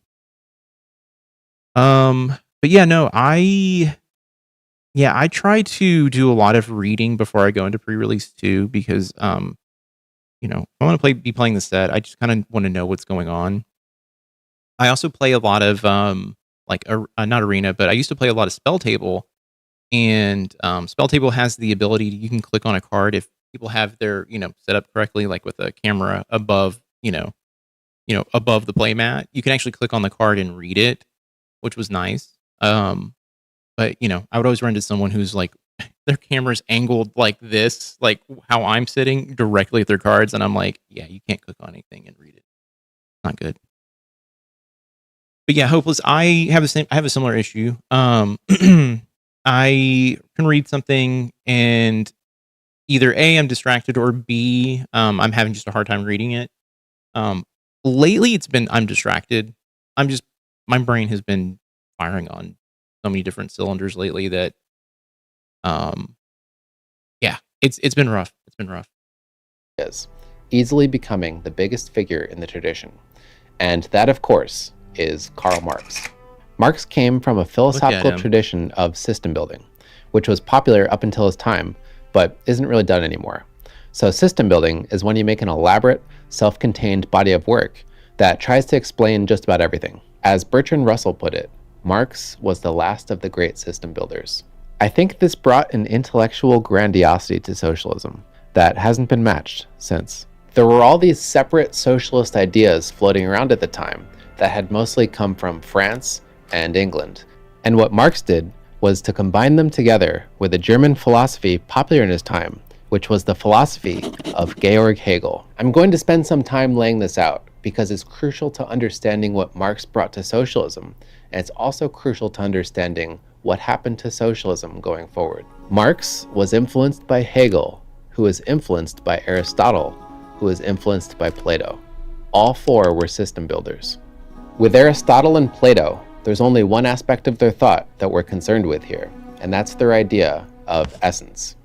Plato was interested in the difference between universals and particulars. For example, think of the word cat, just the abstract concept of a cat. It's not any one cat in particular. It transcends them. It's a universal concept, an ideal cat.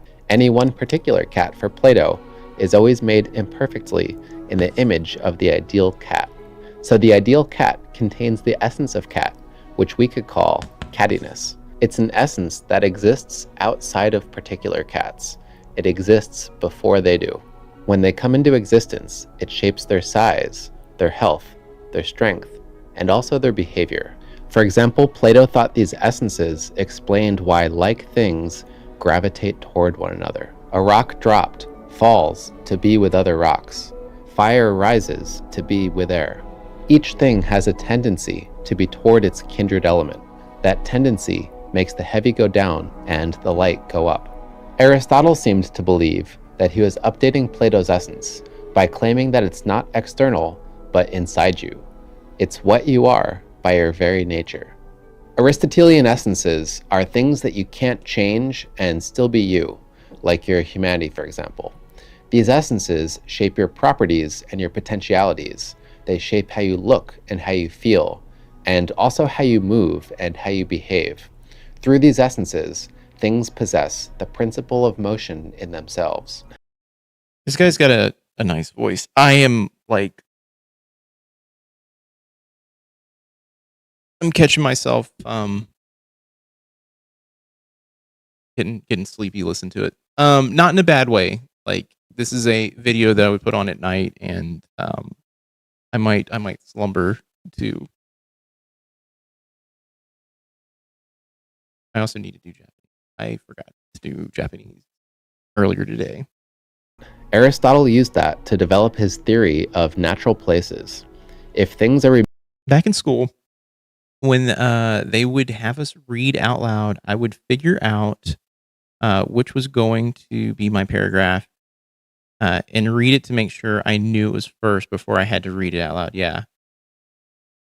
I had to do the same thing. I also, at an early age, I was really gung-ho about reading. And then now I'm like, I think about it, I'm like, man, I really, really wanted to read. And then I don't know what happened, but like, I don't know if puberty was like a thing or the cause of it, but like my desire to do that stuff, and it became much harder to do it. I don't know what happened. Like, I used to be able to play video games like Doom. I played Doom and Wolfenstein 3D frequently, and as soon as I hit puberty, like, I literally inner ear stuff happened. I don't know, but I started getting sick playing those games. I can't play first person shooters at all. He's a good presenter. His energy is projecting without being annoying. Yeah. I should take a little bit of I should take some notes from him. Aristotle was a bugger for the bottle. Really? Did Aristotle like to drink?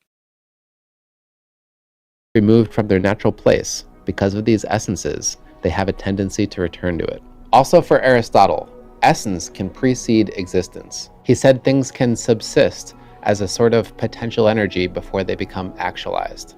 Before a house is built, for example, it was fit for being built.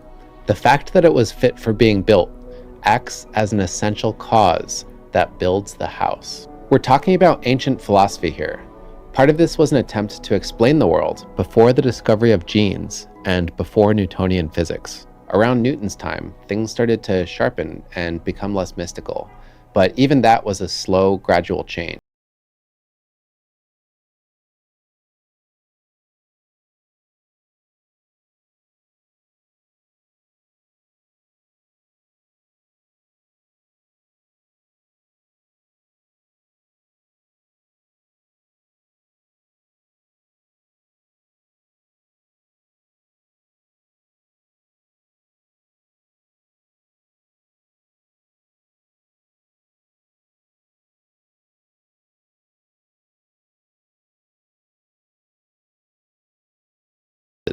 The world had a principle. David Hume could outconsume Wilhelm Friedrich Hegel. Really? Give me more information on both of them. I want to know more. It had a plan of existence, a law, and that law was a law of historical progress. all those guys were stoners. I mean, you'd have to be that kind of a thinker. I mean, it reminds me of being in high school and smoking weed with people, and it was the only time I could actually smoke pot and feel normal was when I was around people who are like, let's talk about the world, man. Nowadays, I smoke weed and I'm like, what the fuck am I doing with my life? Get me the fuck out of here. I'm terrified. I always tell myself, like, I feel like I'm nothing. A progression from the imperfect towards the more perfect. As evidence, he pointed to the spreading of Plato, they say, could stick it away. Half a crate of whiskey every day. freedom over time, and pointed to the Prussian monarchy where he lived as a place where all had finally achieved freedom. It's a redefinition of the word freedom. So if that was confusing to you, I wouldn't lose sleep over it. The point is that Hegel thought that these hidden, undeveloped essences brought an inexorable logic to the history of the world, and that was to make it move over time towards this increasing perfection. And for Hegel, this was both an ethical and a logical perfection. Hegel thought that the spirit of nations were ultimately the drivers of history. They drove history forward. So Hegel's philosophy was ultimately nationalist. Marx grew up studying Hegel, so he wanted to take Hegel's ideas and place them in an updated socialist context. During Marx's time, Enlightenment values were spreading, and Hegel's idea that the world was driven forward by spirit was too mystical for Marx, so he preferred to base his theory in matter, literally physical stuff, specifically physical stuff that relates to the economy and our ability to provide for ourselves, like land and coal and machines. So Marx called those material conditions and believed that they determined the kind of economy we. All the Bible guys too, and our founding fathers too. I mean, yeah. I mean, I don't know. I don't know if I've ever talked about it, but like I grew up in a house. Who the fuck drinks water? Fish fornicate and that stuff. As I'm gonna take a sip of water right now. I mean, back in the day, like they couldn't drink the water because they would get sick drinking it. So a lot of them drink beer, right? As a way to get fluids. Back in the day, fucking medieval times. But yeah, I mean, you'd have to think though. I was around people growing up who were very much into the,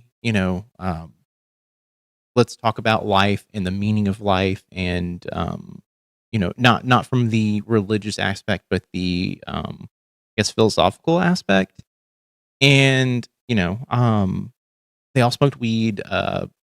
I drank alcohol way too young too. I was given alcohol at a very young age, but I drank around them like 13, 14, 15-ish. Probably not the best thing to do with a kid, but I kind of enjoyed being around adults at the time. And but yeah, no, they all smoked weed and stuff like that, and drinking was like their main thing. The rest of them was like coke and heroin for little things. Yeah. I mean, yeah, it made them feel good in the short term. I mean, the heroin in particular probably felt fantastic. I mean, fucking behold the rain which descends from the heaven upon our vineyards. There it enters the roots of the vines to be changed into wine, a constant proof that God loves us and loves to see us happy. Benjamin Franklin.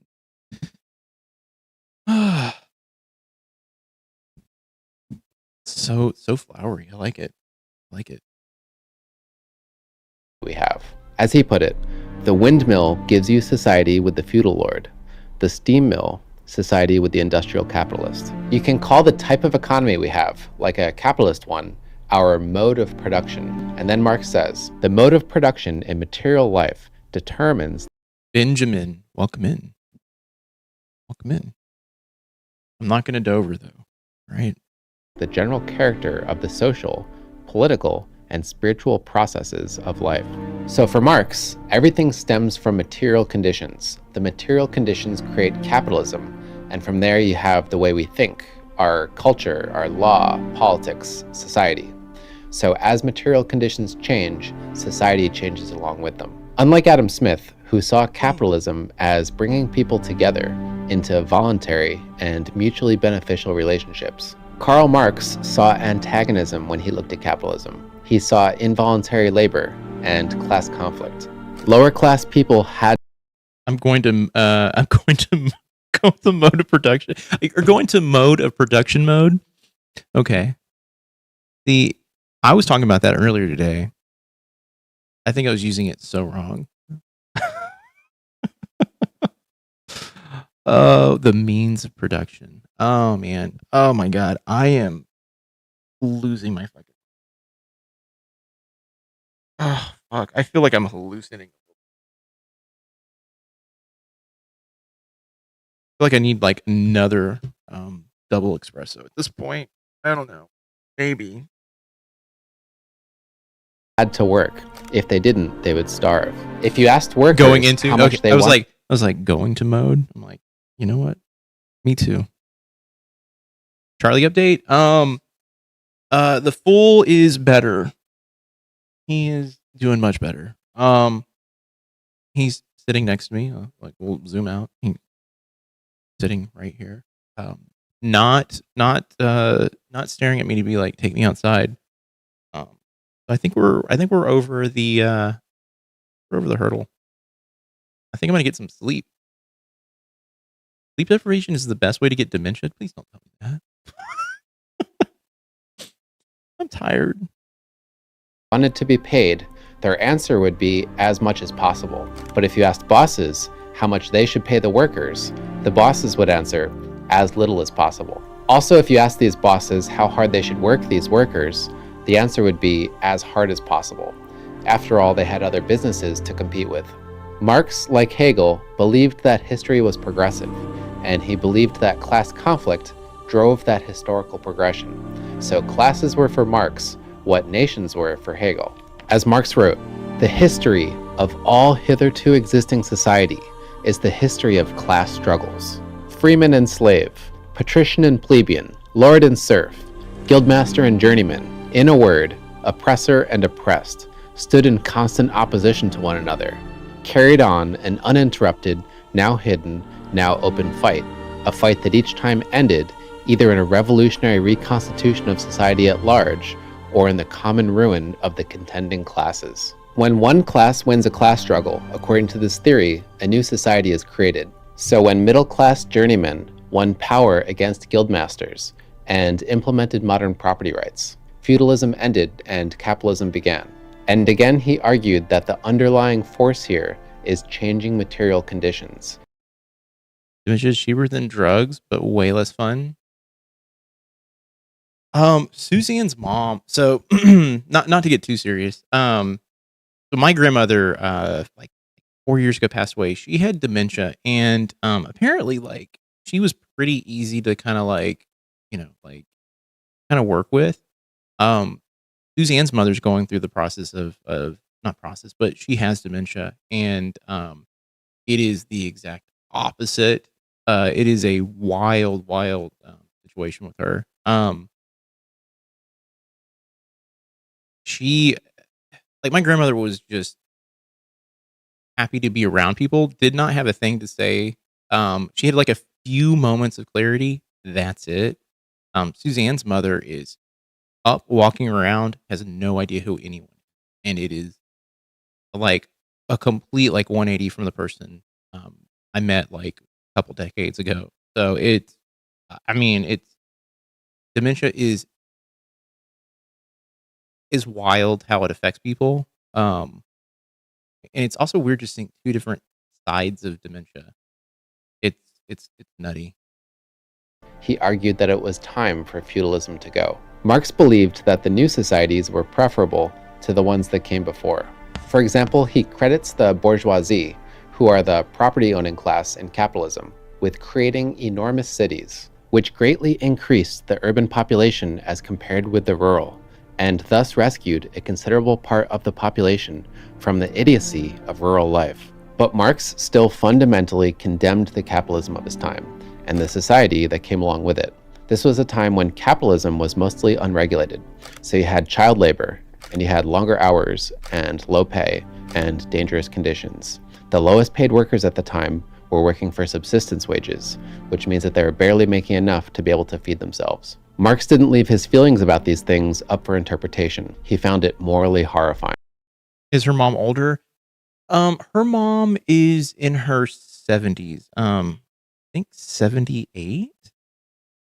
My grandmother was 80, I think 85 or 80, no, maybe 83 when she passed. And she had dementia from, I think, her late 70s. I would even say probably a little bit before that. She didn't know who I was.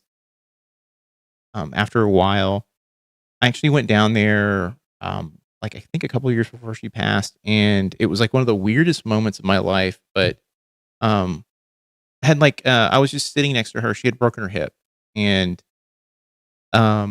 she was sitting next to me, or I was sitting next to her, and she was in bed. She was just out. She'd just gone through surgery, and she wakes up.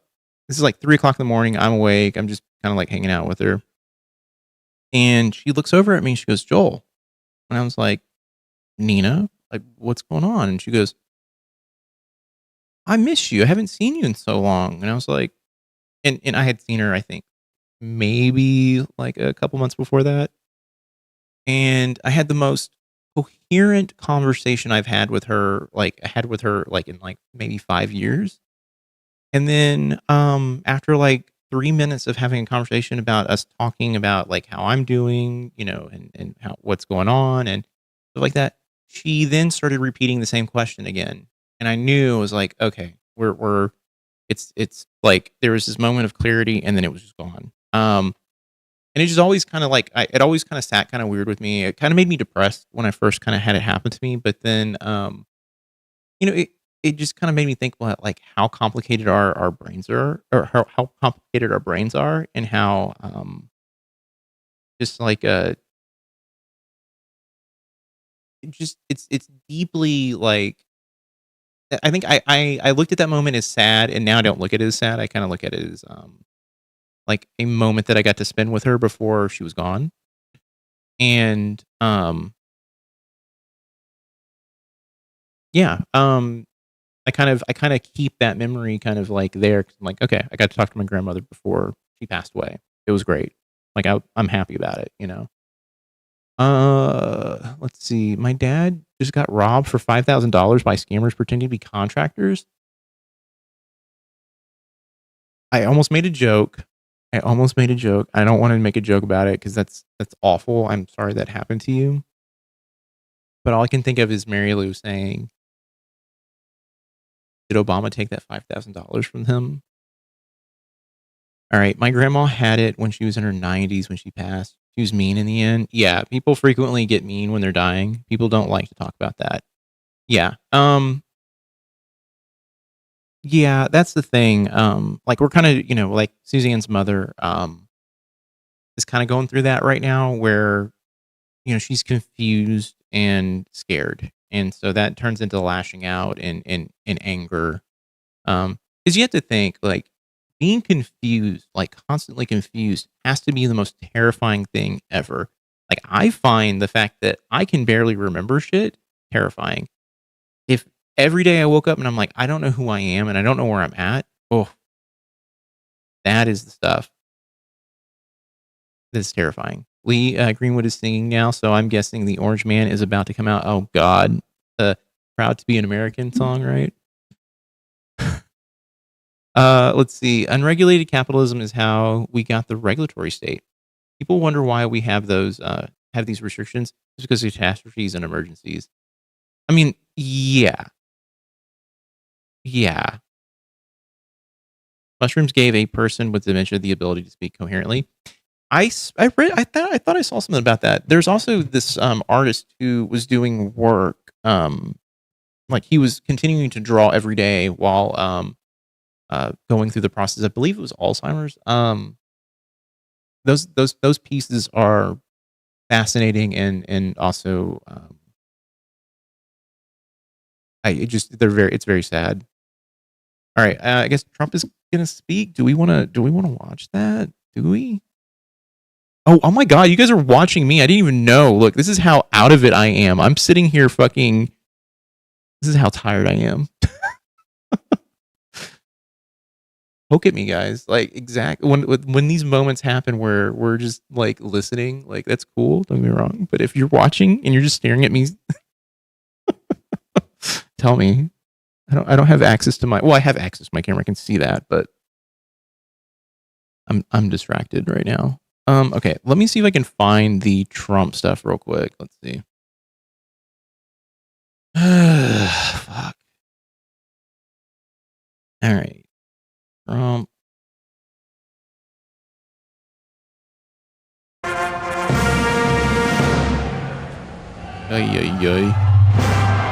I mean, if you want to stare at my face, that's cool too.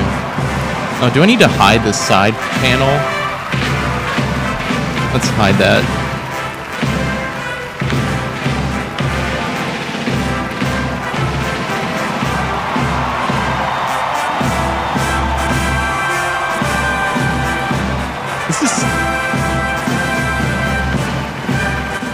This is like so weird. Like it feels feels audacious. Hey Mel, there's my president. Trump, please say Bitcoin.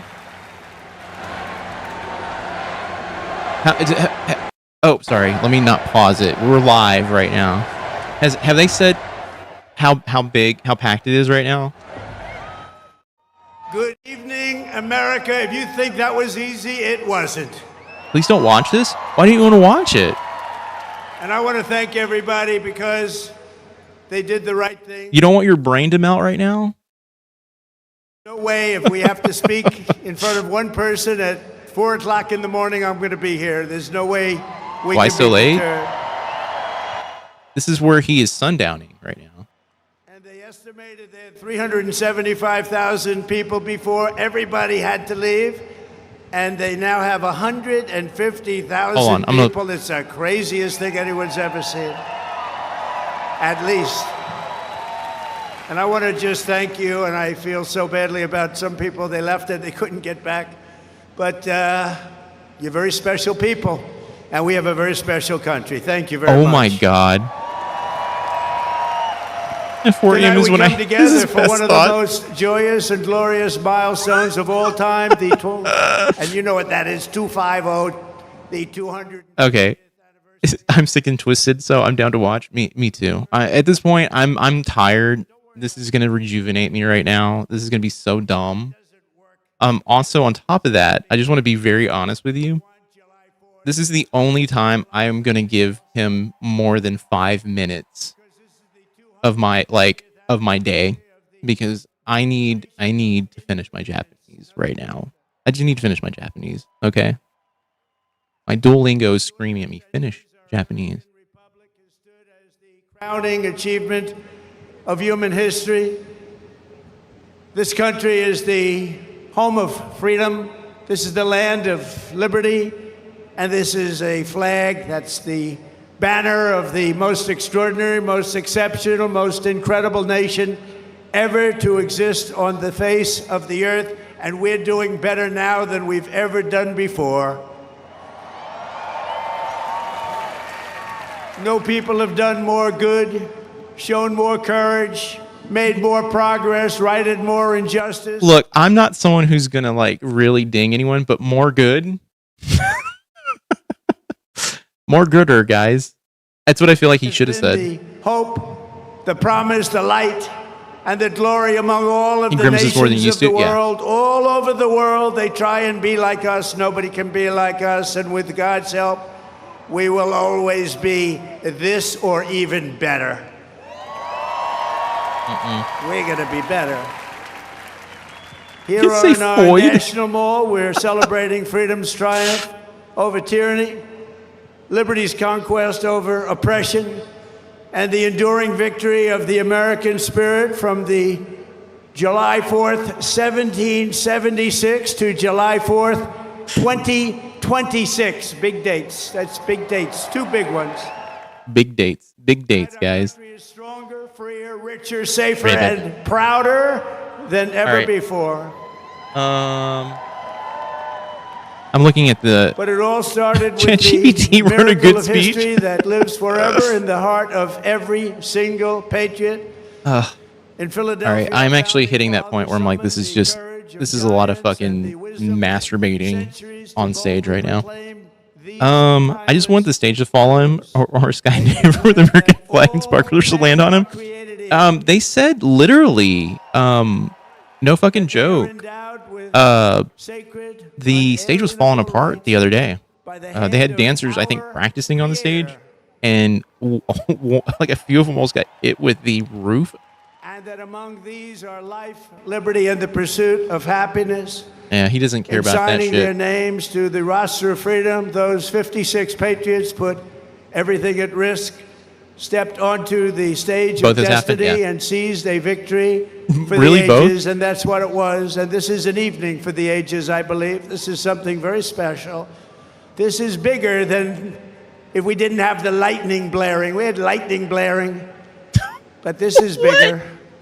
I didn't see. Okay, I didn't see. Okay, I just paused him. I didn't see the skydiver. No. I think in its own way, it's more beautiful. From the beginning, we were a nation that lived by the motto "victory or death" and live free Haley, he or don't give die. a shit. He don't give a shit at all. No. 1 out of every 100 Americans gave their lives in the fight for independence to remind us of who these heroes were and what they gave us.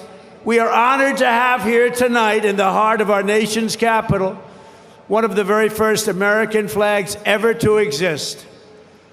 Dating back to 1777, it bears the 13 stars and 13 stripes of the 13 states that declared independence on the 4th of July. I hate to say it.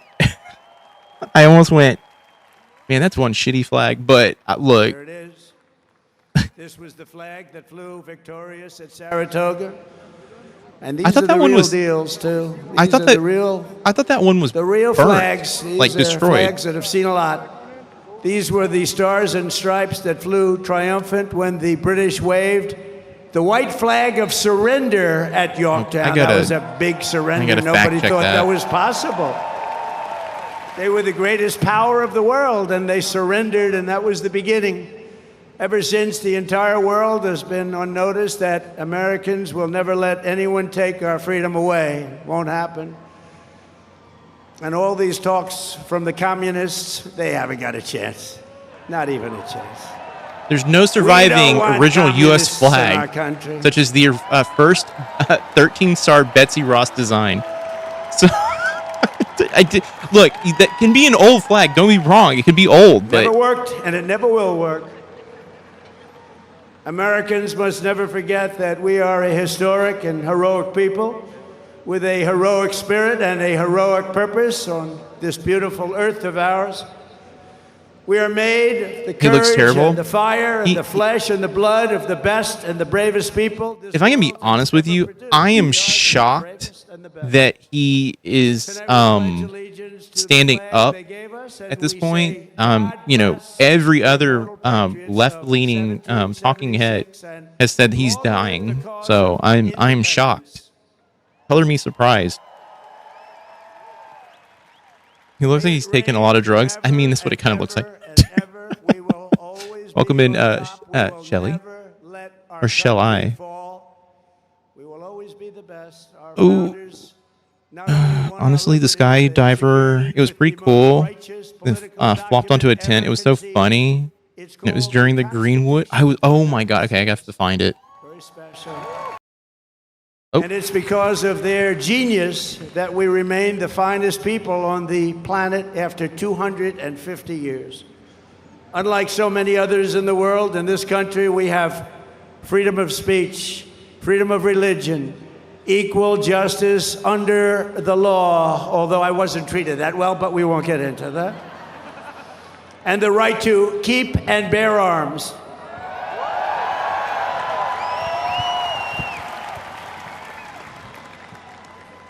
And for the almost 6 years that I was president, amendment.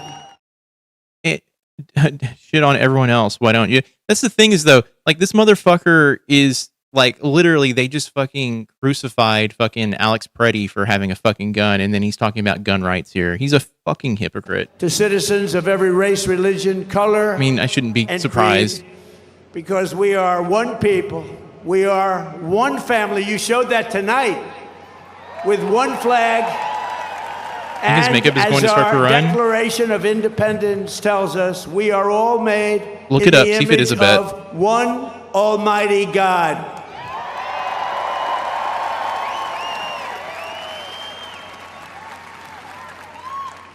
And a communist will never say that. That's for sure.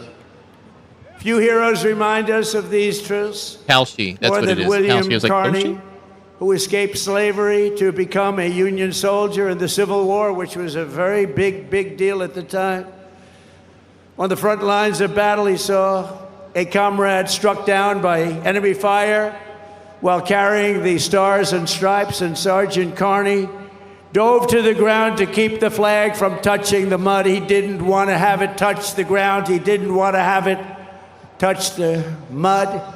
He wanted it to be perfect. He raised it high above the field and was shot 4 times. They thought he was gone, but he kept moving forward. He loved our country. He loved our flag. Before he returned to camp and announced, "Boys, the old flag never touched the ground." I'm not going to listen to everyone cheer this moron on. Even us radical left lunatics. Are you one with us, Dumpy? No, he does not like anyone that is not MAGA because we are his enemy. Written stories about him. He was something special. With us tonight to celebrate this forward march of freedom is another Medal of Honor recipient. Dude, Colonel Paris Davis, whose courage won eternal glory. The only bet right now for the 4th of July rally is how long will he speak for? And they're saying, will he speak above 40 minutes? Yes. Is it 50%? 45 or below. Or sorry, 45 or above, 25%, 50 minutes or above, 19%. God, okay, this is all over the fucking place. He really does think that the celebration's about him. Yeah, it's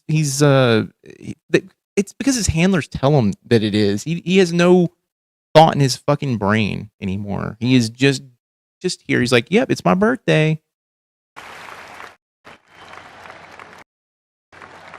Also, I don't think those are. Oh, this is ghoulish. I don't know why they're parading people up there. This is.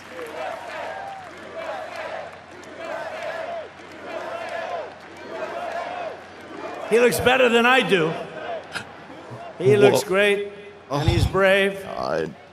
Because of heroes like these, our flag will always be a symbol of liberty and justice for all. Colonel Davis, thank you very much. Great man. Great man, thank you. Americans expanded the blessings of freedom, and we have never stopped expanding our ambitions. And that's why I went, I was taken aback because I was not expecting them to cut to. The guy looked the guy did not look like he wanted to be up there. I'll be honest with you, just looked very much like I don't know. It felt very I don't know. It's the theatrics. That old guy seemed like there's nothing in there. Yeah, I didn't want to say shell shocked, but he looked shell shocked. Wanted to do it. Now it's hard to get those positions, but it's really hard to get into our military because prop is correct. People the correct respect word. and love our country again. Our rise to being the world's strongest and most powerful nation was no accident of history. We rebuilt our military in my first term. We used it a little bit in our actually, I should say third term, but I won't do that because I don't want any controversy. but we use it, and we've had tremendous success. You look at Venezuela, you look at Iran, we wiped out their military. Americans crossed the Great Plains. They did not. Like, this is all fucking bullshit. They just tamed the wilderness and conquered the frontier and built the empire. It's called the Empire of Liberty. We laid down the railroads, raised up the skyscrapers, those beautiful skyscrapers, and dug out the Panama Canal, considered the 8th wonder of the world, which everyone said was an impossible thing to do. And by the way, 38,000 Americans died to give us one of the greatest engineering feats of all time, the Panama Canal. This was the unstoppable spirit that created the world's most powerful industries. Hard to get into the military? They're taking 40-year-olds now? Really? I did not know that. That's insane. So I've got a shot at getting into the military? Hell yeah, let's go. Daring forged heroes like Davy Crockett, Wyatt Earp, Annie Oakley, Teddy Roosevelt, and the legend of the Wild West, Buffalo Bill Cody. These were great, powerful people whose incredible grandchildren happen to be with us tonight. And they stand alongside one of the first American flags ever to fly over our expanding nation. It was carried west just as Lewis and Clark began their journey in 1803. Thank you very much. Thank you. Look, I don't want to be mean and be like, has he said anything mean? No. And he said Annie Oakley is like look, she's a folk hero, sure, but she was like a trick shoot. Like I was like, was she in any sort of like fucking like battle of any sort? I'm like, from what I understood, she was just a an entertainer. That's what she was. I'm confused. I'm like looking at it right now being like, why would you bring up Annie Oakley? After America's Navy sank the Spanish fleet to the bottom of the Manila Bay, one of the greatest naval victories in history. Much like our recent victory by sinking the entire Iranian Navy, 159 ships, to the bottom of the sea, all done in just a moment's time, happened very quickly. We have the greatest military anywhere in the world. And next to it, we also have the flag that was given to that immortal, just a fantastic, immortal Rough Rider, the one and only. And I was at the museum the other day at its own. Museum. He wasn't in battle, Joel. She got good ratings. That's all he cares about. Lefty Linda, welcome in, by the way. It speaks volumes to me that he throws in someone like Annie Oakley into these, like, honestly, I think even a couple of the other people, I can't remember who we brought up. I was like, I don't look at them and go like, oh, I can compare those guys to Patton. I don't know. It feels so hollow. Honestly, I like the old flags. I don't hate old flags. I just want to say that. My issue is that he says these are the original, like, I think he even said, like, these are the original flags. I'm like, I believe the Betsy Ross flags are gone. Like, they're destroyed. On top of that, they weren't in that design either. And then I looked at them and I was like, oh, there's a couple of, like, early, I think even 48 star flags up there that he has. I don't know. It's just, they're all props at this point. He's going to mention things like the first black president, first female VP. No, of course not. No. Or travel. And you won't have cheating on the elections anymore. It's very simple. Together, we are also reasserting the truth that American strength and power is not something to be ashamed of. It is something that we are very, very proud of. This country has been the greatest force for peace and justice on earth. In the last century, we defeated tyrants, demolished evil, and saved freedom again and again and again. Ken Schubring was 19 years old when he survived the Japanese attack on Pearl Harbor. After enemy planes sank ships like the USS Arizona, he resolved that he would help America strike back and win. He wanted them to strike back and win. Flying B-29s in the Pacific, Ken fought from the first day to the very last. He was in the war right from the first. From what I hear, they have an ambulance and new recruits right now. Abundance. Okay, I read that. There we go. There's the the fucking dyslexia. Okay. Abundance in new recruits right now. This is from someone from the military who said this is someone who doesn't like Trump either. Oh, okay. That's interesting. Oh my God, they're parading more. At Pearl Harbor, was raised back up with the help of some unbelievable American patriots. It's a symbol of American speech. He never stops campaigning. Please.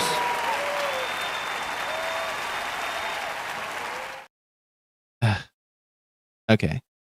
Yeah.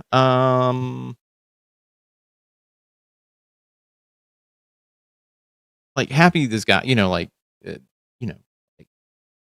thank you for all the work you've done. I just feel. Here's the thing. Here's my issue with Trump.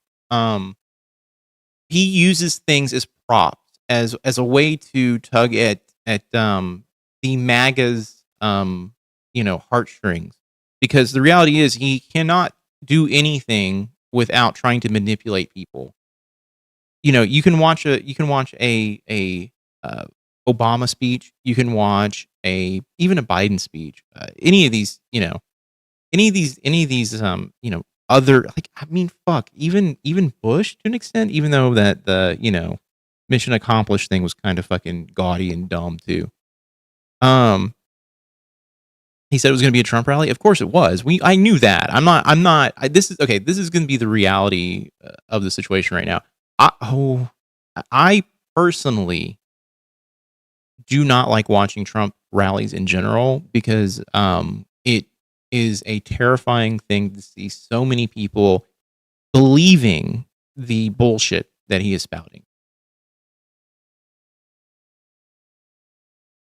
It bothers me to my core, and I think it's part of the reason why I don't like Trump, like the harping on Trump, like in general, because I think he is the figurehead for kind of like all the bad stuff that is happening behind the scenes. Like he's basically like, hey, here's the puppet. Look over here while we just fuck you.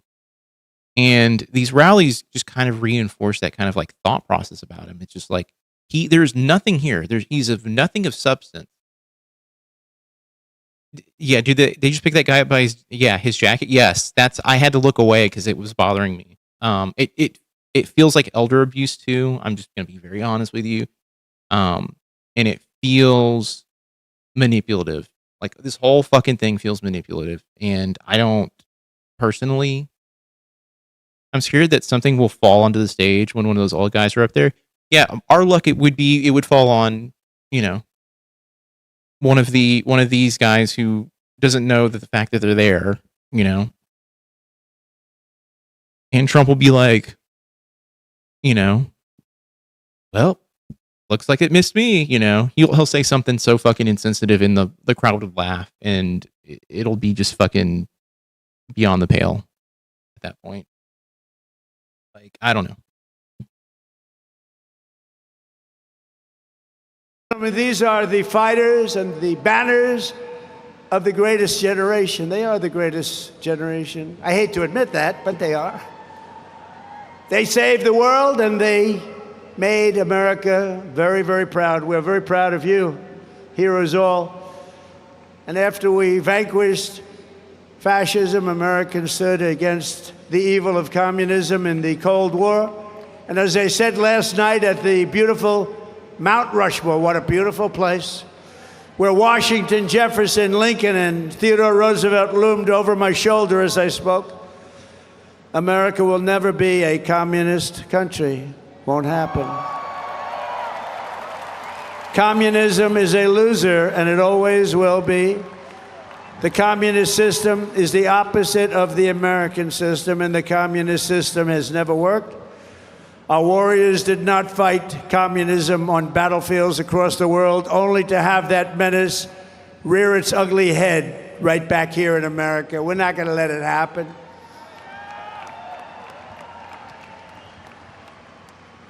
We like to stop a threat like that immediately and before it begins. It's like a cancer. You got to cut it out. You got to cut it out fast. Tonight, we proudly thank veterans of the war on communism, including Marine Corporal Pat Finn and Private First Class Rudy Meekins, who fought at the Weave. All right, they probably just went to an old folks home and grabbed some old men and put them in some uniforms. I don't want to be that fucking. I don't want to be that fucking conspiratorial, but it could be the case. It's bizarre to see the love gaze on people's faces as they watch him say the same old crap. It is just so funny that people fall for this shit. He was wounded 4 times, but never stopped shooting, and he never stopped moving forward. Okay, Stephen Miller. These people don't even know what they're cheering for. Yeah. Against an enemy force 10 times his unit size, and earned a tremendously deserved Silver Star. Tonight they salute one of the very first 50-star flags to fly above the field of battle. This was about the beginning of the 50. And right next to it is one of the last flags from Checkpoint Charlie, very famous place on the Berlin Wall, where American freedom finally brought communism crashing down to an end. Thank you so much. You are really very special. Thank you. Thank you very much. The Stars and Stripes cast the hammer and sickle into oblivion before, and we will do it again if necessary. I don't think it's going to be necessary. I think people have learned. They've learned what to do and how to handle it, and we're going to handle it very well. So, gentlemen, I want to thank you very much. You're amazing people, amazing men. Thank you.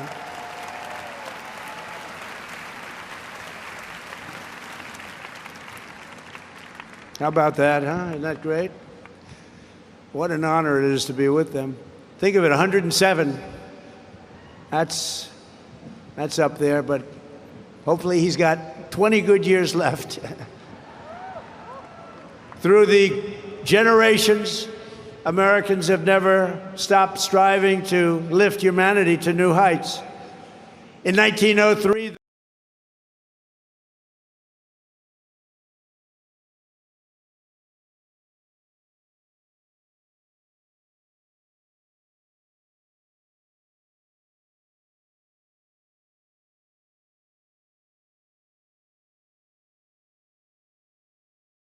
Thank you. I was doing Japanese. This is why I'm like, I was muting it so you guys didn't hear me speak Japanese. All right.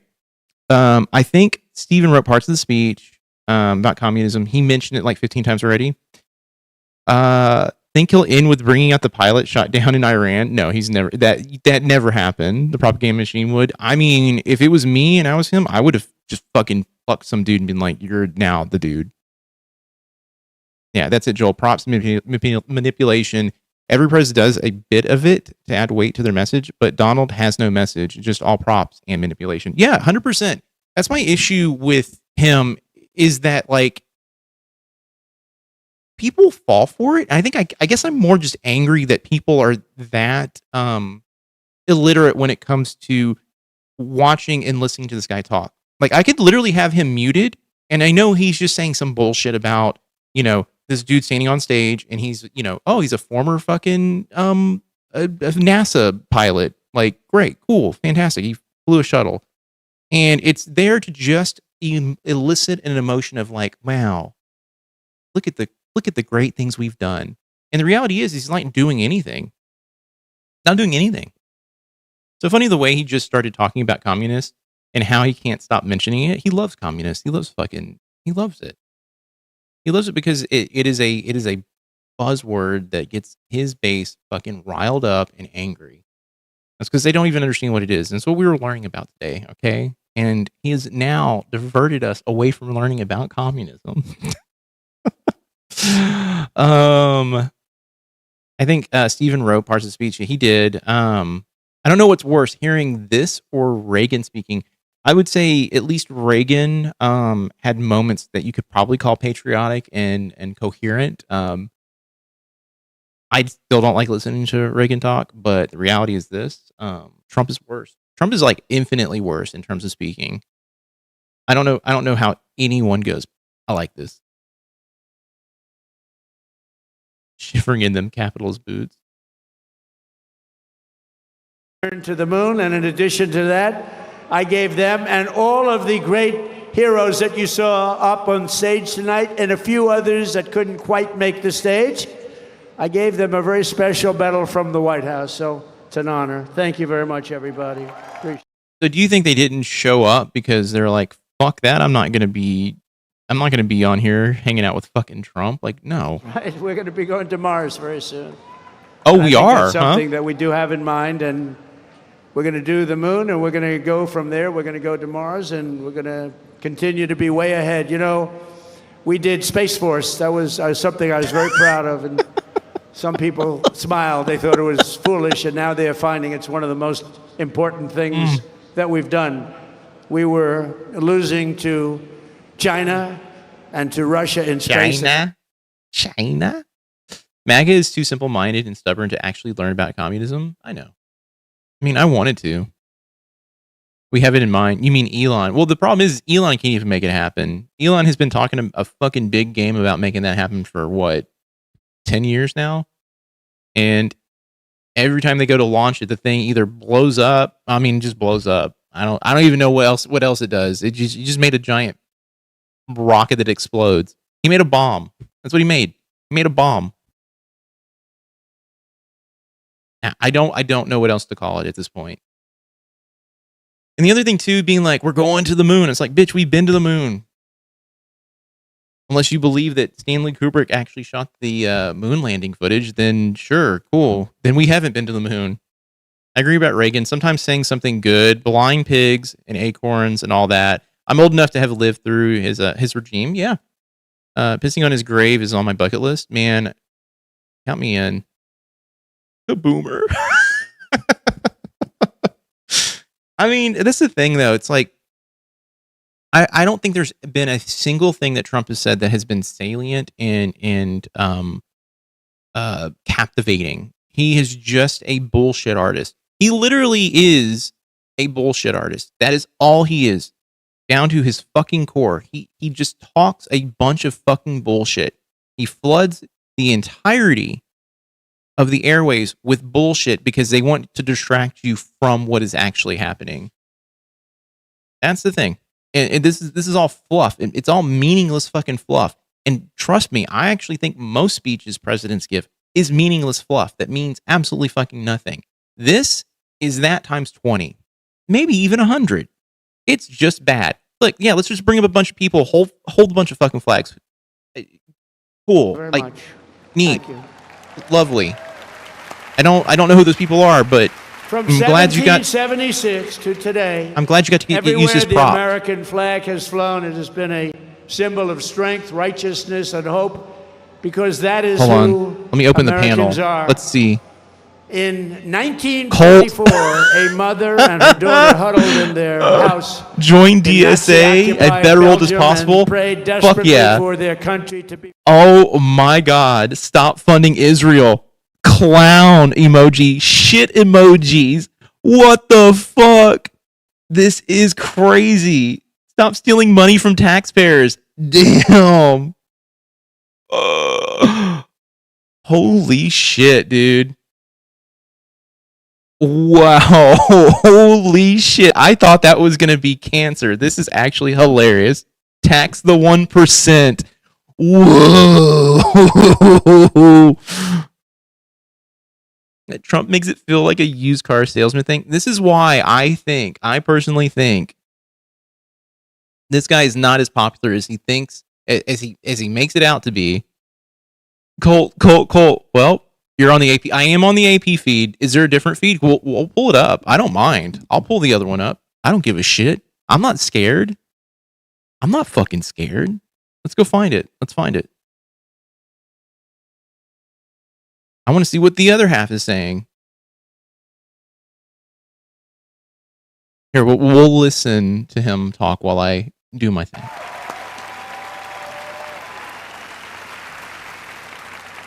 Look at it, face it, And face in it. conclusion, from a declaration in Yeah, Philadelphia I want to see that though. I do to want to see victory it. at Yorktown, I'm just from shocked. the bustling factories of the heartland to the I do want to say this about YouTube. So if you know anything about like YouTube and live streams, there is a large portion of commenters on YouTube that are bots that spout nothing but conservative, like conspiracy theories, especially during political stuff. So I'm very shocked to see the DSA clown emojis, tax the 1%, impeach convicts now, like I'm shocked seeing that, because it is that is different. That is different. Look into the darkness fiercely. Yeah, I want to. I don't think it's that meaningless, because when he gives out medals to those people, but then he takes away the funds from most of the people he just gave medals to. Yeah. No. It is just smoke and mirrors. He does this stuff to appease people. Like, oh, he's doing something. People like Mary Lou look at this shit and go, look at him. He loves veterans, while systematically removing, healthcare from veterans. Like he does a lot of shitty fucking things. Him and his fucking GOP. It's incitement. It's all about division more than ever. Yep. Presume the medals came from from tax coffers. They're probably just made of chocolate. Dems must have bought the bots. I think there's people out there who are doing this willingly at this point. I don't think there's bots. I mean, it's a good thing. Liars. No game in history is bigger or more incredible than the one that started on July 4th, 1776. The war for independence was launched by Minutemen, farmers, blacksmiths, tradesmen, who took up their muskets against the mightiest army on earth, the most powerful army, an unbeatable He would take the medals if he thought he could get away with it. Yeah. No one made them do it. They fought because they knew that a free people must have a free country.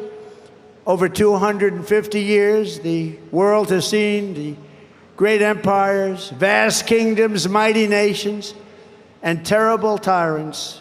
They came and they went. But after 2.5 centuries, this American republic... I found CNN's. I'm looking for another one right now, though. That show tonight. You heard it was over, and what happened? You came back. Oh, I found Fox News.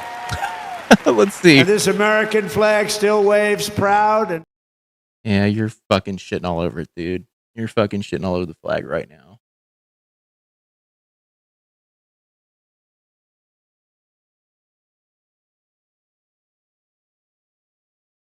What the fuck is this?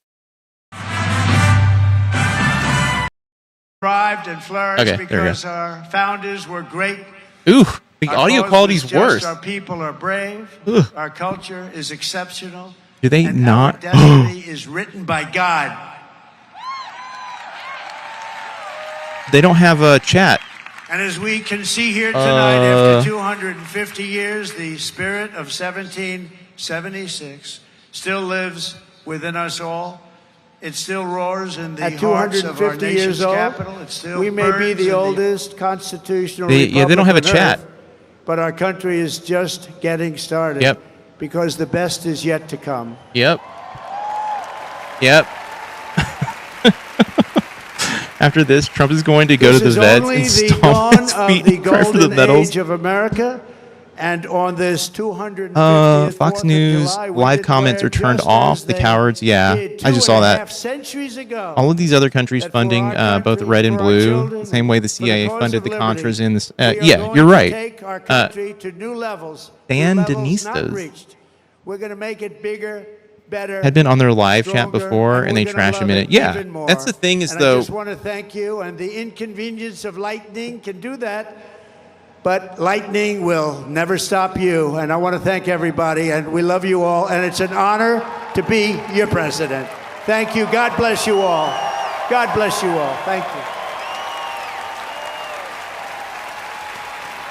What the fuck? Is he leaving? We have a great fireworks display tonight, and I'm going to be watching it with you. It's going to start very quickly. So thank you very much. You're going to really like this. Thank you very much, everybody.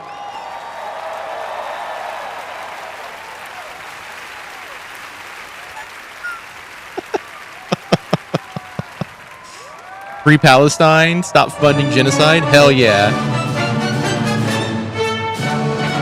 God bless President Trump. Okay. That was wild. And that was bad. I mean, look, there was nothing. It was just nothing. Week ending. Ugh. Fucking.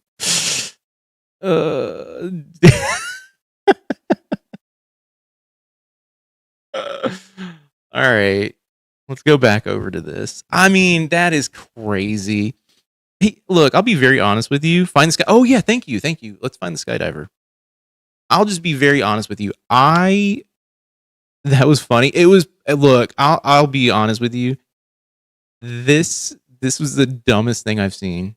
Like, I've seen some pretty dumb speeches. This is pretty dumb. This is pretty fucking foul.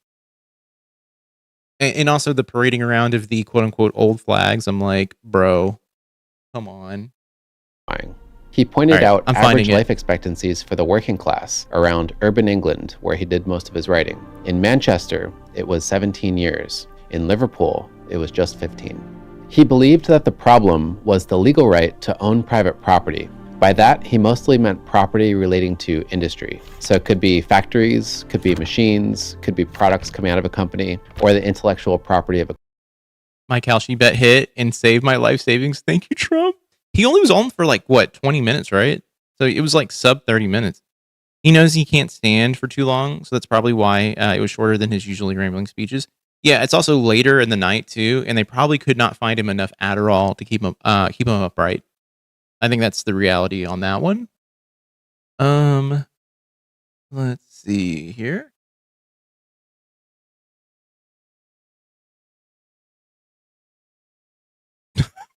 Oh God. That is Oh no.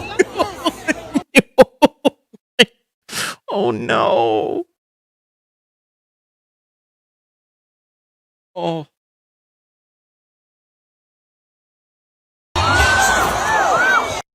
All right. Oh, all right. I mean, they kept Trump hung up on strings like a puppet. The whole carnival has been a total shit show. It has been, yeah. Looks like Aladdin jumping off of a building. The company itself. So private property for Marx is mostly property relating to industry. And in his analysis, he broke capitalist societies down into two main classes. You had the bourgeoisie, who owned private property, and you had the proletariat, who were propertyless industrial workers. So I guess people who are sub 150 are the proletariat. Hell yeah. My God, no, that was a lot. That was I didn't expect it to be that aggressive of a downturn. Like, it looked like did he get caught and then like yank? Like, did the flag that was behind him get caught on something and he pulled his little guide ropes? I don't know what they are. And he just went straight down. Like, that's what it looked like to me. Dude, I almost was all like, should I throw some money at the Kalshi beds? And I was like, no, I can't do it. I'm going to stand by my principles and not do it. I'm no skydiving expert. The flag stopped. He didn't. Okay, yeah, that's what I thought. It's like it looked like he got caught on something. I just couldn't tell. Thankfully, I read he's fine. But I think he got fucked up. I like how I can read those sentences like one after another, and they still make sense. It happened in California at a rodeo event, I think. Yeah, I did see that it was at a rodeo event. So he's not a Trump. I don't know if he's a Trumper or not, but still, it sucks that it happened. It is aggressive, though. It's aggressive. Yeah, it was at a rodeo, not in DC. Yeah.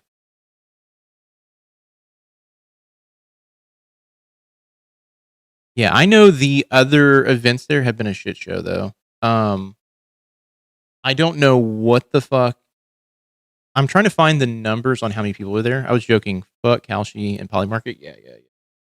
No, I refuse to I refuse to do anything in those arenas. There's a period of time where I bought like crypto, and even now I look at it and I'm like, ugh. Flying over California pillow fighting championships. Oh God, is it funded by my fellow guy? All right. He thought the right to own private property gave the bourgeoisie supreme political power in capitalist societies, making them the ruling class. What we would normally call liberal society, to him, was bourgeois society. So he thought the law, morality, and religion coming from capitalist societies we are against the bourgeoisie. Bourgeois prejudices and bourgeois. Is it a dub that my congressman banned Polymarket Cauchy betting within their offices? I mean, it is a win. Did you watch Trump's speech just now? We did. We laughed. Not wet down pillows. No, we did. It was a farce. I could have told you that just going into it. It was gonna be a lot of nothing. He was gonna parade out a bunch of people. He used people's props to get through the speech, and he got off being like, "Thank you guys. We're fucking, executing the Constitution perfectly right now." And it's all like, you're talking about the fucking First and Second Amendment, and it's all like, you just crucified fucking Alex Preddy, who was exercising his Second Amendment right. Like, dude, bro, people clapping for it. Yeah, it was just so fucking. Also, look, it's ghoulish to parade out veterans like that, especially veterans who look like they didn't even know where the fuck they were at. Like, that's the stuff that is gross to me. It's like I had a visceral reaction when I saw it. I was like, ew. Ew. I didn't like it.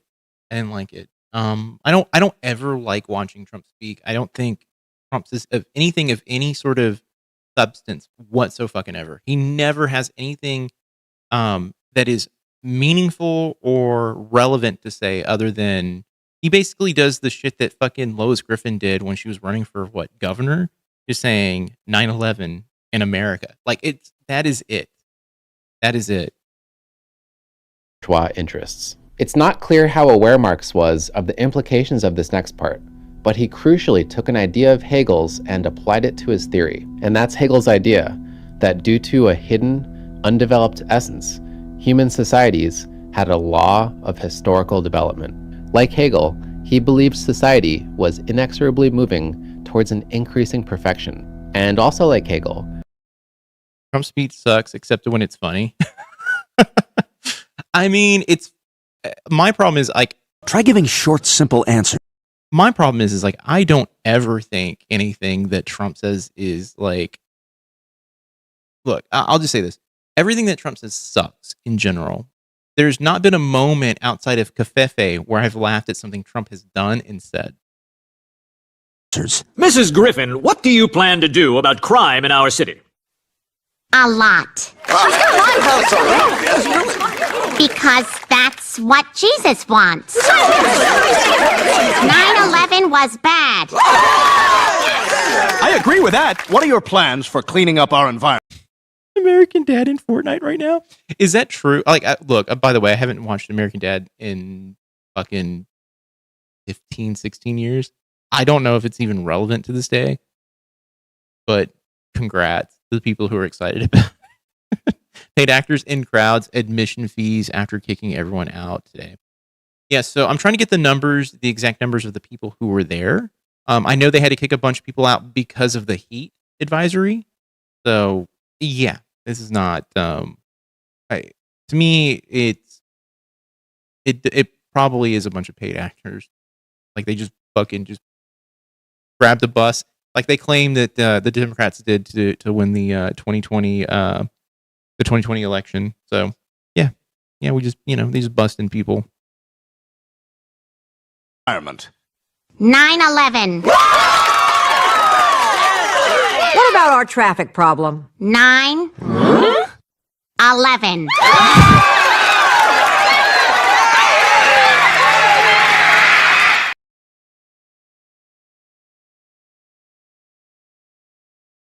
I was shocked it was a big crowd. I need to see the, not just the stage. I need to see behind that crowd. I need to see like the not aerial photo, but I need to see further than the stage.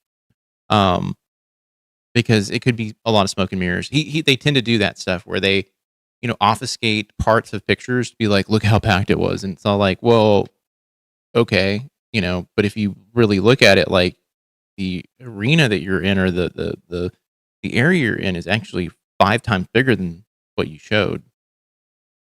This was both an ethical and a logical perfection. He said, if the conflict hinges on the right to own private property, and if the people without property far outnumber the people with property, then the solution is for the propertyless masses to realize their common oppression, then to band together, rise up, seize power, and implement a new society, a communist society, where the right to own private property is abolished, which he thought would finally break the historical saga of class conflict by being the first society without class conflict. As he wrote in his 20s, communism is the riddle of history solved, and it knows itself to be this solution. As Marx got older, he toned down that kind of mystical talk, but his historicist conviction and his support for communism remained.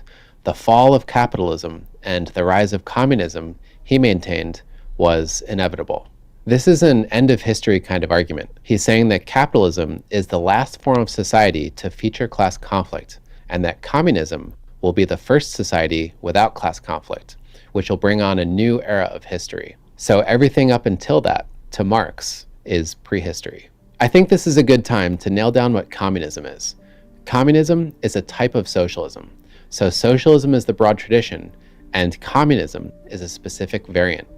Of the mainstream types of socialism, communism is probably the furthest to the left. It has 3 main features. One is the abolition of private property, which is at least any kind of property relating to industry, which is also called the means of production. The second feature is its goal. It wants to abolish class distinctions.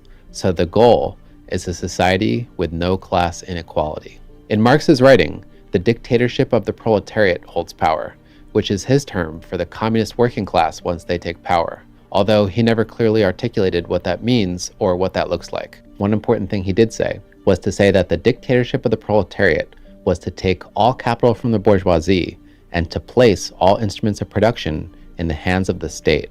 What's supposed to happen from there is a matter of debate. Marx saw communism as an international movement which would transcend nationality and eventually sweep the world. See, I get why. I can see why people are like dead set, like, this is awesome. Like, this is what we need. Because the reality is like, it is something that we fucking need. There should be no ruling classes. Am I a bad guy if some of this sounds like it would help out? I just was saying this, about to say the same fucking thing. I'm like, wait. I mean, look, the reality is, it's like, no, this is good. This is good. Imagine people not stressing over food or bills. 100%. 100%. All right. So we're no longer liberals. All right. We're not calling ourselves liberals. We are the proletariats. Okay. That's what we are now. Bring it on. Fuck you. I'm not a liberal. Eat my ass. I'm not dealing with that shit.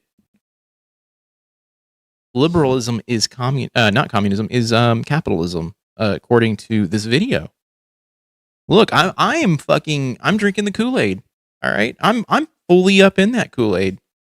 I'm fully up. Never mind. All right. Which led to a history of international aspirations in communism and even socialism more broadly. But I think it's worth saying that this hasn't been consistent in practice. Even Marx himself leaned into nationalism when times seemed to call for it. Marx thought communism would develop in stages. He thought there'd be a lower stage where you'd still have wealth inequality, since people don't have equal needs or ability to work. But he seemed to think that in a higher stage of communist society, all goods would be publicly owned, and wealth distinctions and perhaps money itself would disappear. This is okay. I'm gonna say something. I have a parent who used to watch Star Trek: The Next Generation and talk about utopian societies.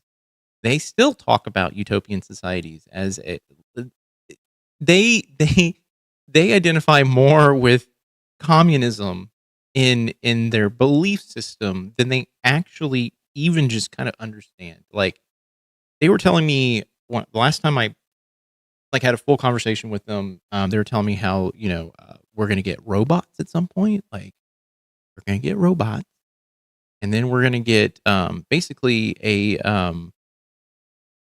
it was the universal check, universal credit or whatever. We were going to get checks basically cut to us for the work that our robots would do for us. And I was just like, Dad, I just I just gave away what parent it was. I've been trying to keep that under wraps. Caroline Levitt said that people of her generation and younger are lazy. Sounds like heaven on earth. Heaven is bad now. Look, here's the thing. Caroline Levitt does not understand that. No, she understands this. She's a liar. She's a filthy fucking liar, and she knows exactly what's going on. She gets up there and she acts all fucking snooty and shit. And the reality is this: is that she is a fucking grifter herself, and she's part of the fucking machine. She's gonna. Caroline projecting, no way. Yeah, no. The thing is, she's lazy as shit. What is she doing right now? Oh, at home with her kid, right? Fucking having to take care of that thing, huh? She should be over there with Trump right now. Work harder. But I'm kidding. Look, the reality is this. While wearing that cross, the reality is this. They all know what they're saying. And it feeds into it's basically fucking blood in the water for MAGA, because that's how they were all raised. I was raised around that kind of mentality too. She is back at work. Is she really? I was kidding, by the way. I was hoping I'm now, you know what? Good on her. Good work ethic. No, fuck that. She should need to be at home with that kid. Who's going to raise that kid? Liberalism is about individual rights. Right, which is essentially saying, hey, people are free to do whatever they want to do.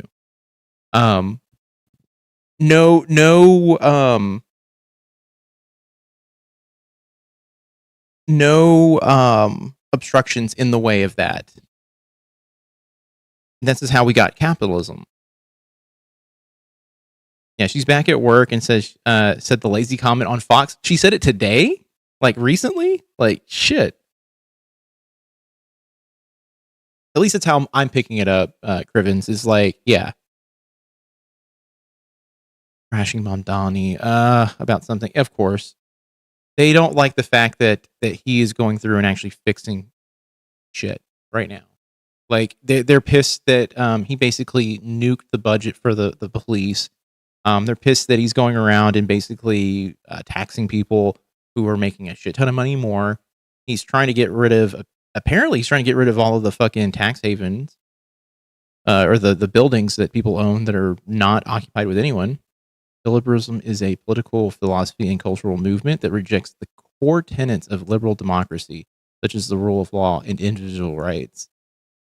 So how do you feel about it, Crivens? I want to ask you that question. Because to me, like, it sounds scary. Okay, so when you say, I want to strip you of your freedom, right? I want to strip you of your individual rights. People go, what the fuck are you talking about? And so you have to, like, I guess you have to kind of finagle it in a way that you go, hey, it's not about individual rights. What it is it's putting a stopgap in place to prevent people from going too far. We're not trying to prevent you from being you as a human being and doing the things that you want to do. What we're trying to prevent is people from taking advantage of a system and turning it into something and bastardizing it, because that's where we're at. Didn't she just have the other kid like a week when she started this term and brought the baby with her? Yeah, I don't find that impressive at all. I think that is unfortunately going to damage the kid in some way. I think a parent should be with a kid when they're born, and get that bonding time in there, and then come back to work a little bit later. But like having the kid and then coming back to work, and then or bringing the kid to work is like, what are we? Are we in some sort of socialist structure where you actually have like a daycare at work that is going to take care of your kid for free? Or are you just bringing it to office? Like, what's going on there? Of course, they're pissed at Mamdani. He's proving that they were lying, that good things can't be done for regular people. And I think that is the thing that's radicalizing people and bringing people over to the quote-unquote Democratic Socialist Party or movement. I really wish they would drop the Democratic part of that, because I don't, even when I heard them call themselves Democratic Socialist, I was just like, I understand why they're doing it. I understand that it's hey, like, we're trying to show you that we're part of this, we're in the arena of the Democratic party, but we just have a socialist bend. I just think that I don't think the Democrats are mature enough to allow them to keep doing what they're doing. I just don't see it. It just feels like it's gonna fall apart at some point, and they should just be a third party. Do it. Oh, by the way, I was saying this on the last on one of the streams, but Tucker Carlson is gonna make a third fucking party. Like, he's gonna do a fucking like Tea Party-esque fucking political party. This motherfucker's going to try and run, I think. But I go to Momdanistan soon. I'm like a few hours away. I mean, if it was cheap to move there, I would totally do it. He wrote, "Once all the springs of cooperative wealth flow more abundantly, only then can the narrow horizon of bourgeois right be crossed in its entirety, and society inscribe on its banners, from each according to his ability, to each according to his needs." Marx thought in that kind of society, where the public had control over resources, people would have more freedom to choose what they want to do in their work lives. So he thought people wouldn't be forced to specialize like they often are in capitalist societies. He thought people would be free to do one thing today and another tomorrow. To hunt in the morning, fish in the afternoon, rear cattle in the evening. I mean, I wouldn't want to rear cattle or anything, but it sounds nice. Or criticize after dinner, although that last bit was probably a joke on his part. Marx refrained from elaborating much more on his vision for communism. He said he didn't want to write receipts for the cookshops of the future. He instead spent most of his writing criticizing his competitors and laying out his economic theory that we mostly see in Capital. Three Arrows is a good channel too. I'm looking for more of this type of content because I kind of want to skew into watching this type of stuff. I think it's more informative than watching Mary Lou go, I don't think he's racist, or I think he's doing a good job. I feel like this is much more meaningful than that. I talked about it a little bit earlier. I don't know if some of the folks were in here earlier, but I'm currently doing, I think this might be for a bit my last necessary conversation video. I am working on one right now. I'm trying to find a few more examples of just outright racism coming from Mary Lou. And I'm watching this stuff and I'm just like, it has just reinforced the little part in the back of my brain that like there's nothing that's going to be there. Like there's nothing that's going to fix the situation. And if let's say sometime down the road she goes, "Oh, I'm just a regular Republican," or I have completely admonished my, MAGA ties, like I don't want to think about Trump anymore, he's not my president, yada yada yada. I feel like if I see or hear that, I am of the opinion that this is probably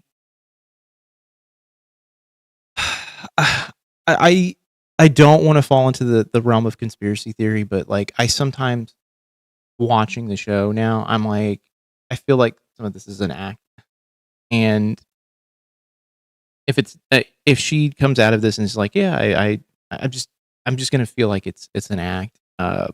She just some of the stuff that she has said in the last like couple of videos and the last couple of episodes, and also some of the stuff that she said even the beginning of this year, just am like just taken aback. Like after you would think like Peppermint, would have a positive sort of impact on her, and it didn't seem like that. The weird sort of I need to pull that video of her talking about the book from God Rich that came on their show. I need to watch it all the way through because I only saw it and I read the subtitles and I was just like, something feels off about everything lately. I don't know. Which he believed. That for Hermes there? Proved the inevitable fall of capitalism and rise of communism. As he wrote, capital aimed to lay bare the economic law of motion of modern society. His theory essentially claims that in capitalism, business owners extract as much profit as they possibly can from their workers, while paying them as little as they can. I was like, let me look it up. The business owners. My brain went to the Lance of Longinus. Like, I think it's what it is from biblical times and Evangelion. I was watching part of that the other day, and anytime I think of anything that looks like a lance or staff, I'm like, my brain goes right there. Who is TNC? Is that a King of the Hill? Are those King of the Hill characters? Oh, who is TNC as King of the Hill characters? Well, Bob is obviously Cotton. Bobby is Chad.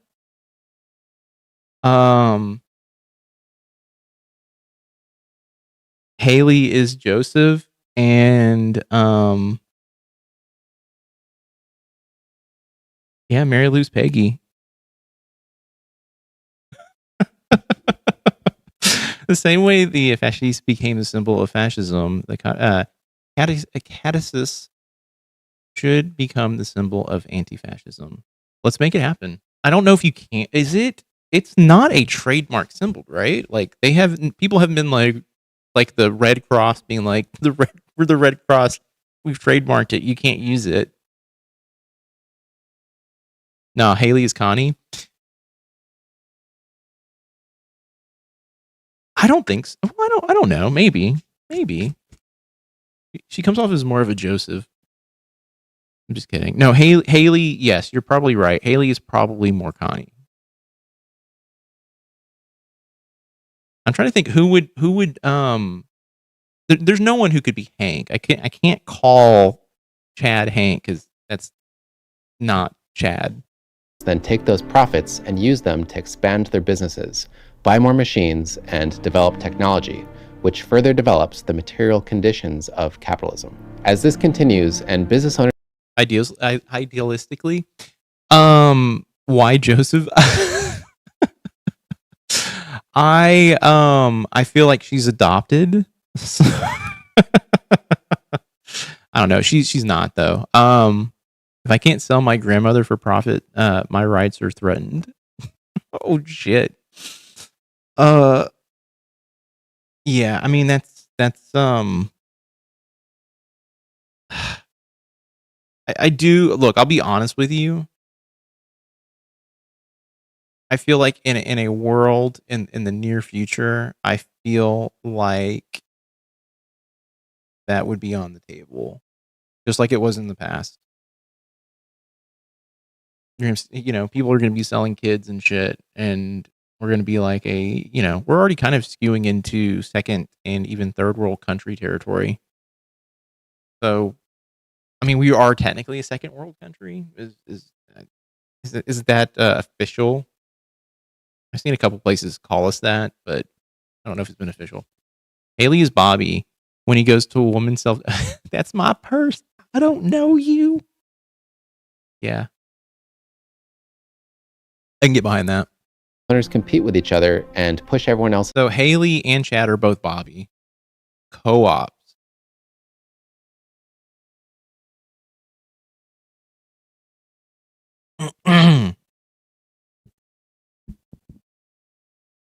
We used to have a few co-ops in Austin. Everybody loves co-ops.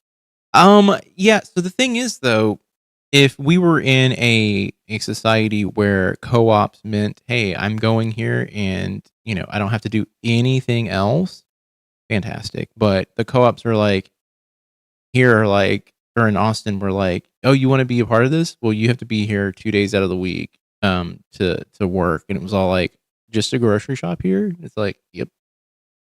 You get discounts though. It's like, that's cool. But I also have a job on top of everything else.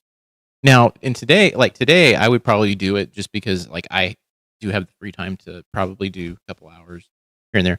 Mary Lou's a mix of Peggy and Luann, depending on the news week.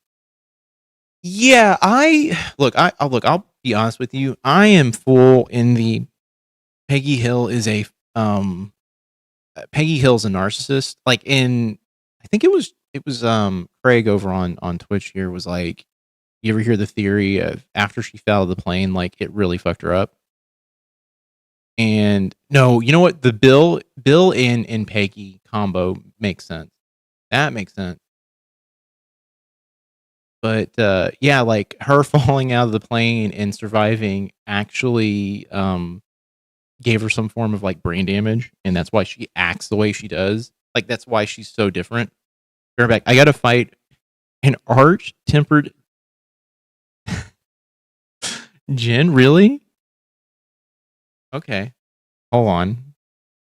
His wages down. As Marx described it, a few winners would emerge, and the great masses would be pushed down into poverty and subsistence wages. Marx described this as two large poles developing. On one end, you have the accumulation of wealth, which again was supposed to be into fewer and fewer hands. You're playing Monster Hunter right now? And on the other end, you have an accumulation of misery. Agony of I had to be like I've heard the name before because I played Hunter 5. And I was like, that sounds familiar. I'm like, you're not talking about an actual genie. ML is Peggy Hill. She is. In my personal opinion, Mary Lou is Peggy Hill after the skydiving accident. Toil, slavery, ignorance, brutality, mental degradation. But here's the thing. Peggy Hill has moments of redemption where she learns something, even though it's always in some sort of roundabout way. It's within, Peggy's sort of brain of I learned this and yeah, but I'm still right. And it's all it's the fact that she can't speak actual proper Spanish, but she is a Spanish teacher. The moment when they go to Mexico and they accidentally take the little Mexican girl into the United States, they bring her back and then the girl immediately rats her out, and Hank has to tell the judge she can't speak English, not English, Spanish, and they basically, he was like, "Yep, okay, yeah, all right, yeah, she's free to go." Yeah, it's fucked. I mean. King of the Hill is probably one of the best written shows I think ever. Even the new seasons were very good. Mm-hmm. It's too bad that they can't bring Luann. We are Hank Hill, the audience. That boy ain't right. Yeah, I mean, I don't know. I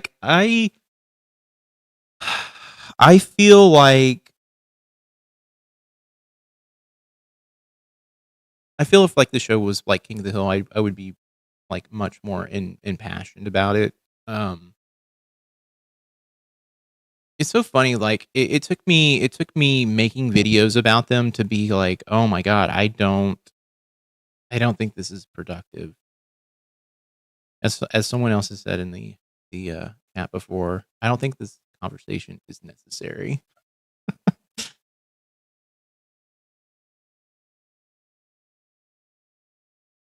different ideas of how to structure a nation. Tom Petty is dead too. Yes. You can't do Lucky. You can't do Lucky.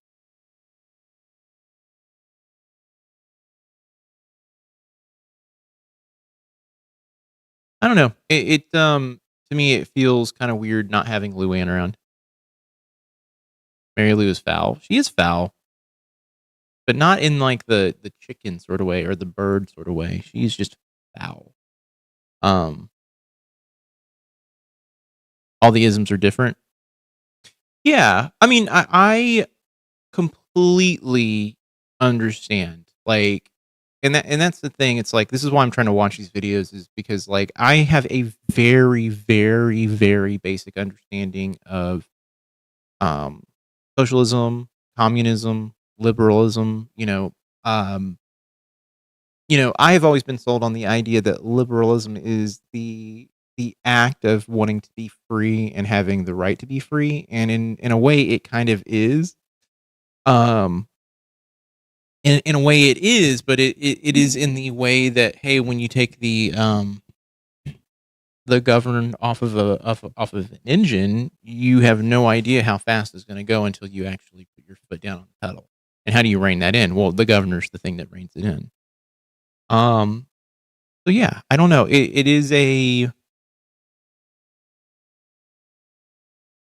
It's a fascinating thing to me. Because I want to learn more. I want to be boned up on this. I was a lefty, like a hardcore lefty. In that, how much is the government involved in private ownership? How much should the government be involved in private ownership? Well, here's the thing. Now that we're in the the realm of the majority of homes are owned by, not by people, but, well, I want to say that. I don't think it's necessarily the majority, but when the normal human being, a person who does not make enough money to buy a home, can't afford, like you can't afford to buy a home, well, then that's a problem. And then when you hear people are using real estate as like asset development, that is a problem, in my opinion, too. So the question is like, well, how do you fix that? How do you rectify that? How do you make that better? Well, there's got to be some regulations in place, I would say. You would probably make it so that, in my head, you would make it so that everyone had a home. There's no such thing as, having to have land to build a house on top of. Everyone is just provided a home to live in. That should not be something on someone's mind when they're doing day-to-day stuff. To me, that is the thing that I don't like about the current real estate market, is the fact that we just live in this world with, like, I've talked about it before. We had a home that we bought, and I was like, oh, great. I can afford to buy a home. And then 10 years went down the road and the house was worth 3 times as much. And then you just see people being like, I can't afford to buy a home that expensive. I'm like, I can't either. If you were to put a gun to my head, say, buy a house for this much money, I'd be like, no, I'm going to rent until I die. And that shouldn't be the case. Like, people should be able to have a home, be able to go somewhere, not worry about having to pay for, extraordinarily high rent. Did everyone have first before? What do you mean? What do you mean?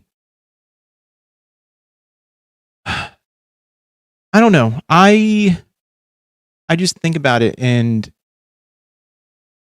oh, did everyone have first? Okay, I get it. We're allowed to have seconds. See, that's the thing. That's where my brain goes to, where it's like, hey, wait, you can have more than one home. Why do you have more than one home? Can you live in more than one home?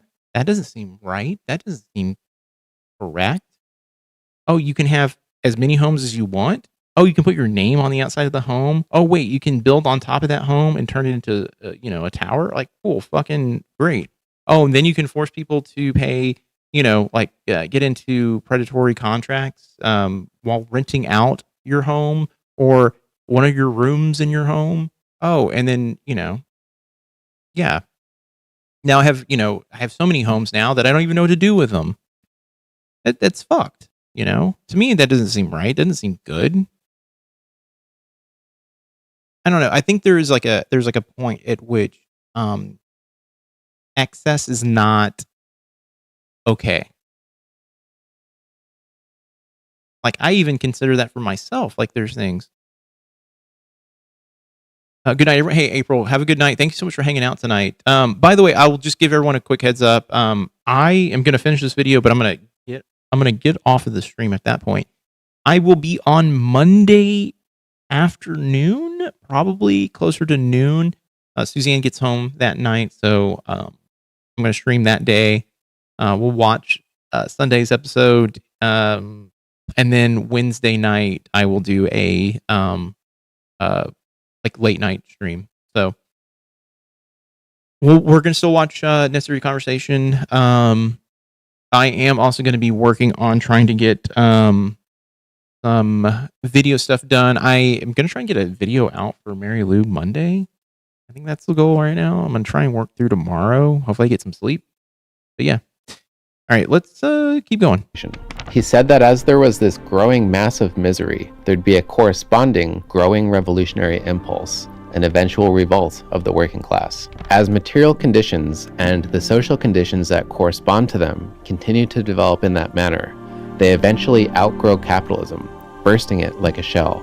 Once that happened, he thought a revolution would occur. As he wrote, "The knell of capitalist private property sounds. The expropriators are expropriated." So with that, the die was cast. I think that aspect of Marx has since been downplayed, but at the time, it was the centerpiece of Marxism.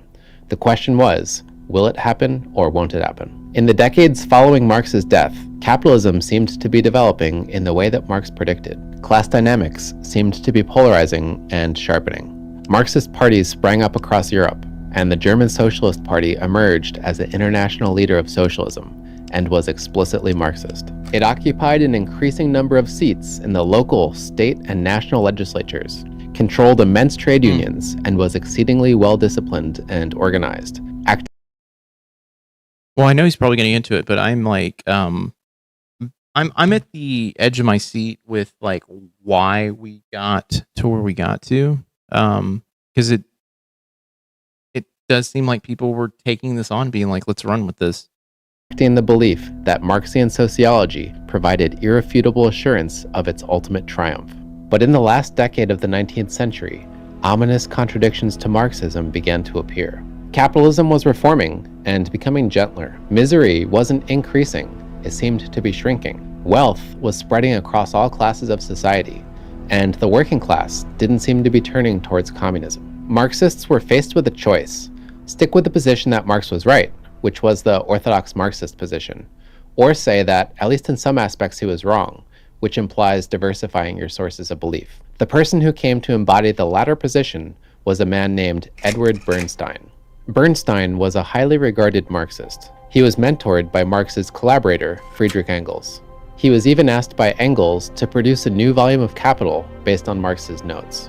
But as time went on, these trends troubled Bernstein, and they reached a point where he couldn't reconcile them with his commitment to Marx anymore. He wrote a book called Evolutionary Socialism as an extended critique on Marx that brought about a split in socialism that still remains to this day. Marxists at the time gave Bernstein's views a name: revisionism.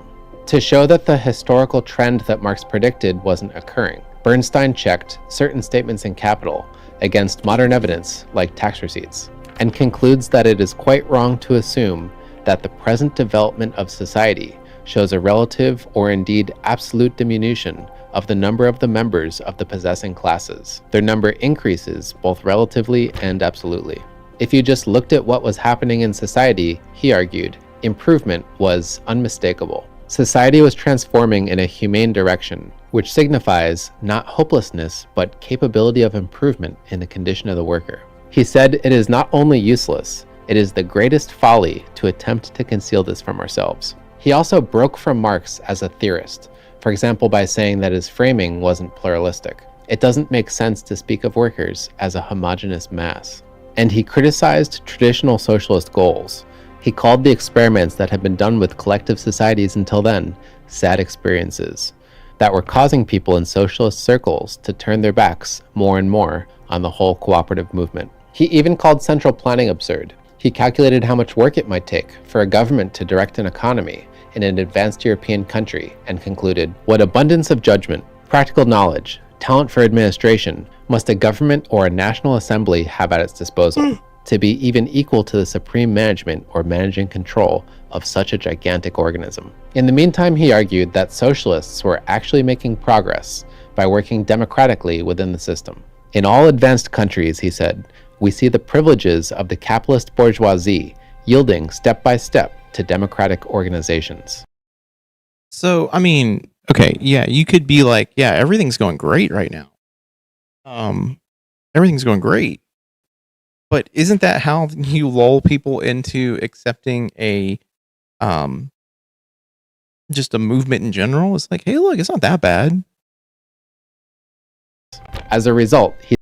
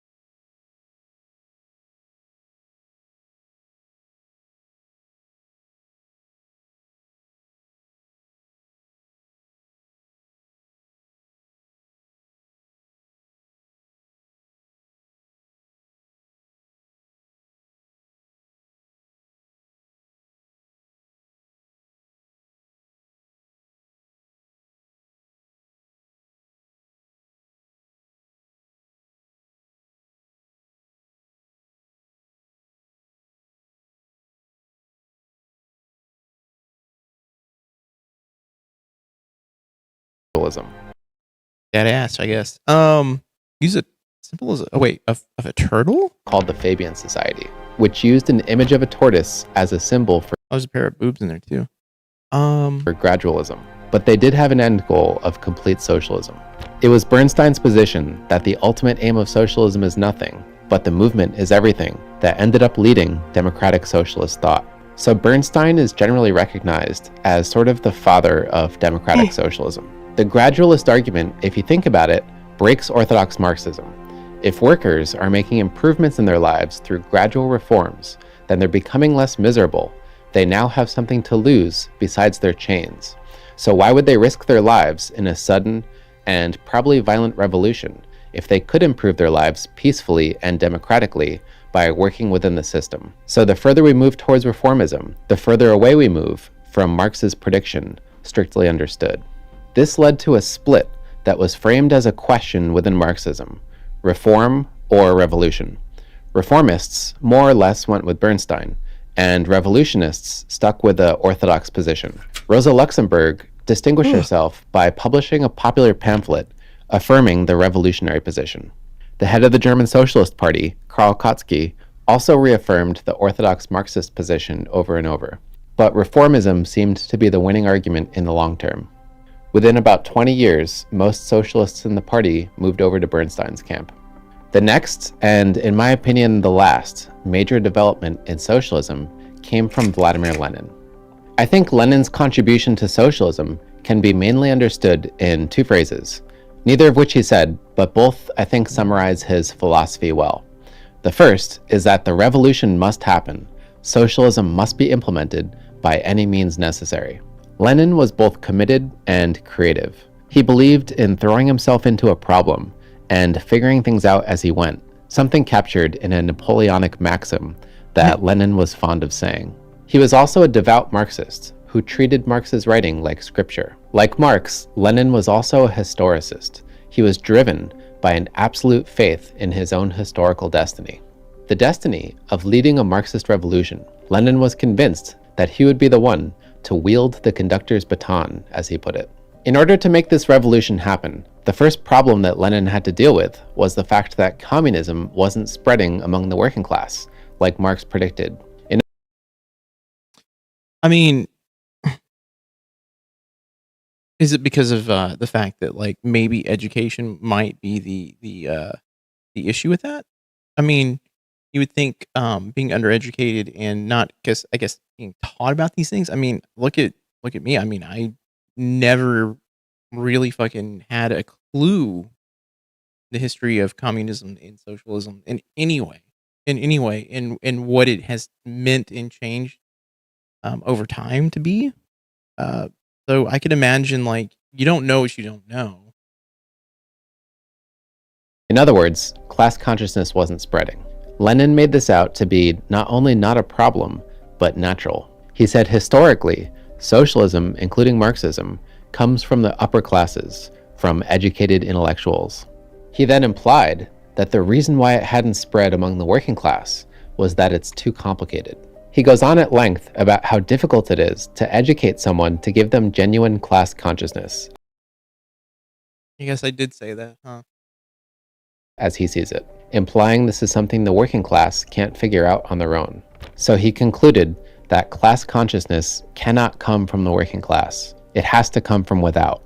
So that was a major break in socialism. Since elites are the ones who understand Marxism, as he argued, then the revolution needs to be led by those elites. In other words, by a vanguard.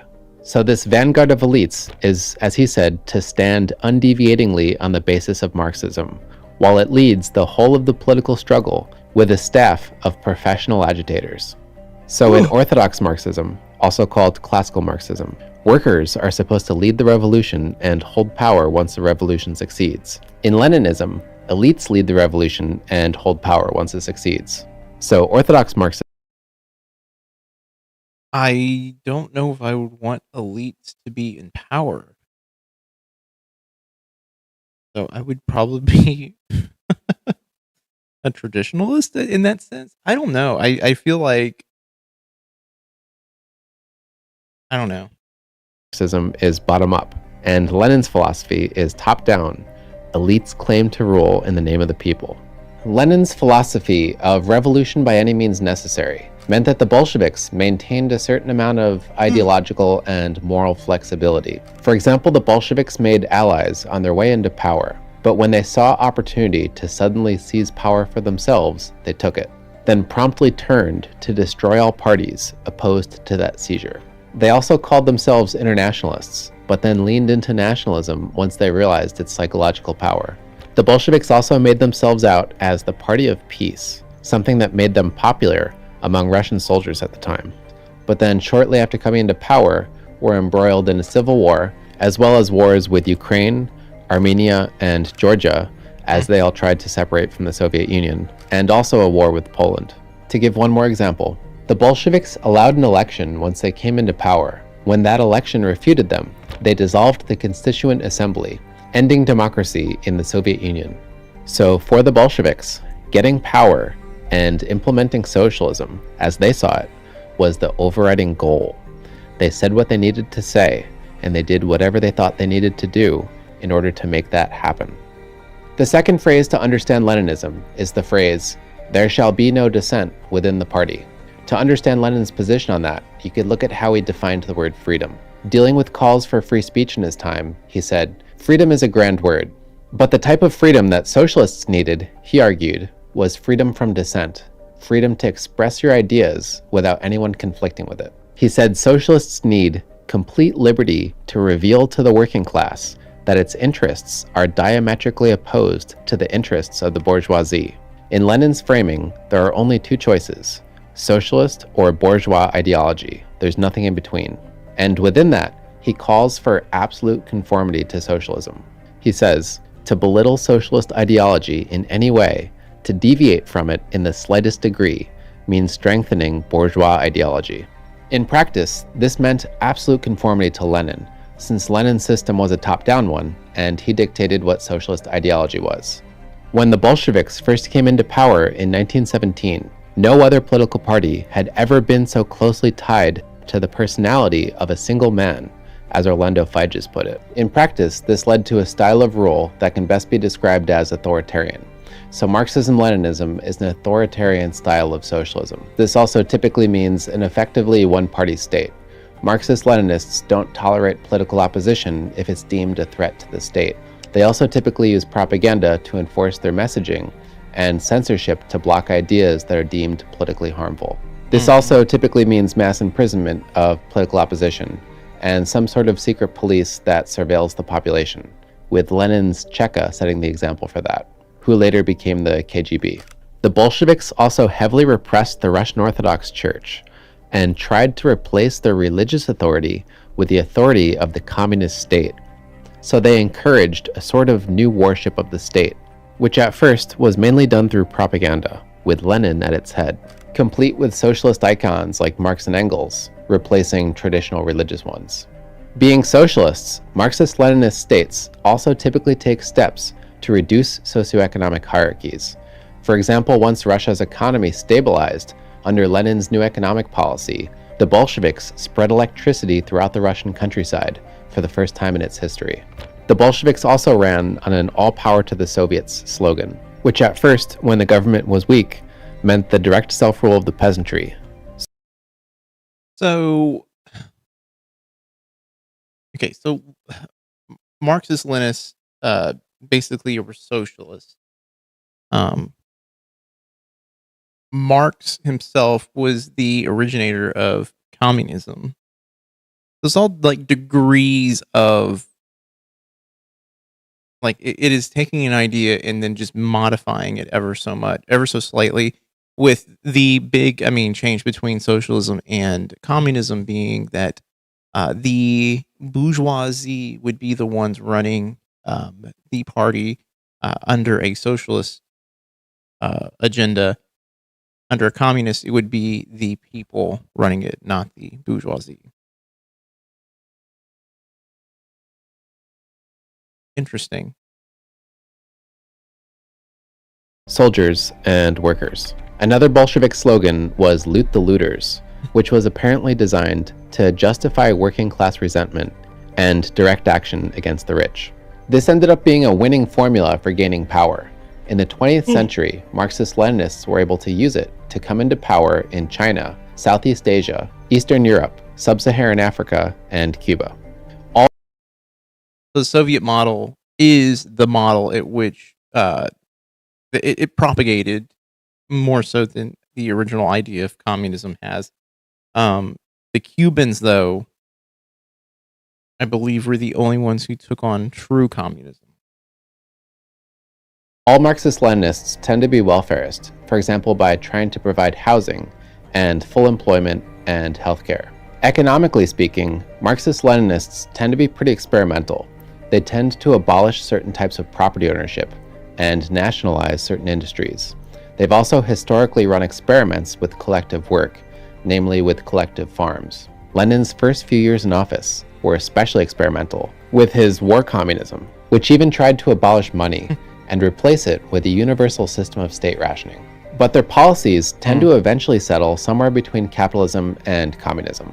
We call Marxist-Leninists communists, not because their policies are fully communistic, but because on one hand, they tend to call themselves that, and on the other hand, it helps us distinguish them from other types of thinkers who aren't inspired by communism, like other types of socialists and liberals. In the years following World War II, people were looking for solutions that were more moderate and hopefully more stable than those provided by authoritarians in the decades prior. That led to the mass adoption of liberal democracy throughout the world, especially in Europe. The socialists that were content to work within that system were democratic socialists, and their influence led to the spread of socialist ideas throughout Europe. It was thought that if the government brought inequality under control, for example by providing housing, or healthcare, or mandating higher wages, that would make for a happier and therefore more stable society. The views of liberals and socialists began to blur. It became normal for liberals to want some amount of welfare and regulated capitalism, and it became normal for socialists to be okay with capitalism and some amount of income inequality. So people generally started to think more in terms of compromise and moderation. The story of democratic socialism from World War II onward typically isn't told as the story of standout individuals, but instead it's told as the story of political parties. The German Socialist Party had long been seen as discredited, following their decision to support the Kaiser and join World War I. The British Labour Party and Swedish Social Democrats instead took up the mantle. As democratic socialists, they don't tend to have any kind of end goal in mind, like complete socialism, and instead they focus their efforts on trying to diagnose problems in their time, as they see it, and solving those problems through piecemeal reforms. One notable shift in democratic socialist philosophy was to move support away from central planning and from the government owning the means of production. Basically, experiments with those policies in the 20th century didn't work out as well as many had hoped. Countries that tried those policies tended to struggle economically, and it tended to lead to all kinds of other problems like corruption and even worse, which was a general understanding that the fall of the Soviet Union seemed to confirm. You can see the change in their outlook in the change of Clause 4 from the British Labour Party's constitution. In 1918, Clause 4 said that the party's purpose was to secure for the workers the full fruits of their industry and the most equitable distribution thereof that may be possible upon the basis of the common ownership of the means of production, distribution, and exchange.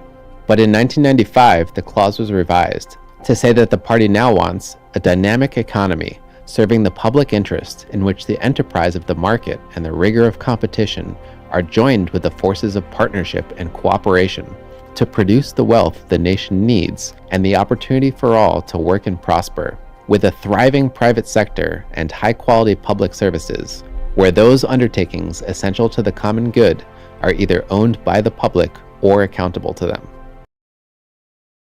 Yeah. So they're basically like, hey, dude, we need to be able to have some form of like an ever-changing economy. And we want it to be based on what the public interest is. We want to be able to do what the public wants. I don't know if I would be all for capitalism. I don't even think any form of capitalism at this point is good. It just feels like a way that eventually will get just manipulated and bastardized by someone else coming along. I mean, look at what Trump is doing. Like, I mean, this is what I guess this is what capitalism can and will eventually become. I don't know. So you can see they're adopting a more moderate position and endorsing some amount of capitalism. The Swedish Social Democratic Party was the most electorally successful democratic socialist party in the 20th century, consistently winning elections in Sweden between the 30s and the 80s. They distinguished themselves by toning down ideas of class conflict and instead pitching a kind of universal socialism, a socialism that represents the people as a whole. As a party leader put it in 1934, the party and its policies don't differentiate between progress for the industrial proletariat and the agricultural classes or workers of the hand and brain. Instead, the party's efforts are based on the conviction that society has a special responsibility to ensure care for those most in need, regardless of who they are. This is people's politics in the word's truest meaning. Democratic socialism means different things to different people, but generally speaking, they don't want the government to own the means of production anymore, and they don't want the government to direct the economy. They also don't explicitly see themselves as representing the working class. They see themselves as representing people's interests more broadly. If I had to venture a mission statement for democratic socialists besides Bernstein's, I think it would go something like, in a world without democratic socialists, people work for capitalism. In a world with democratic socialists, capitalism works for people.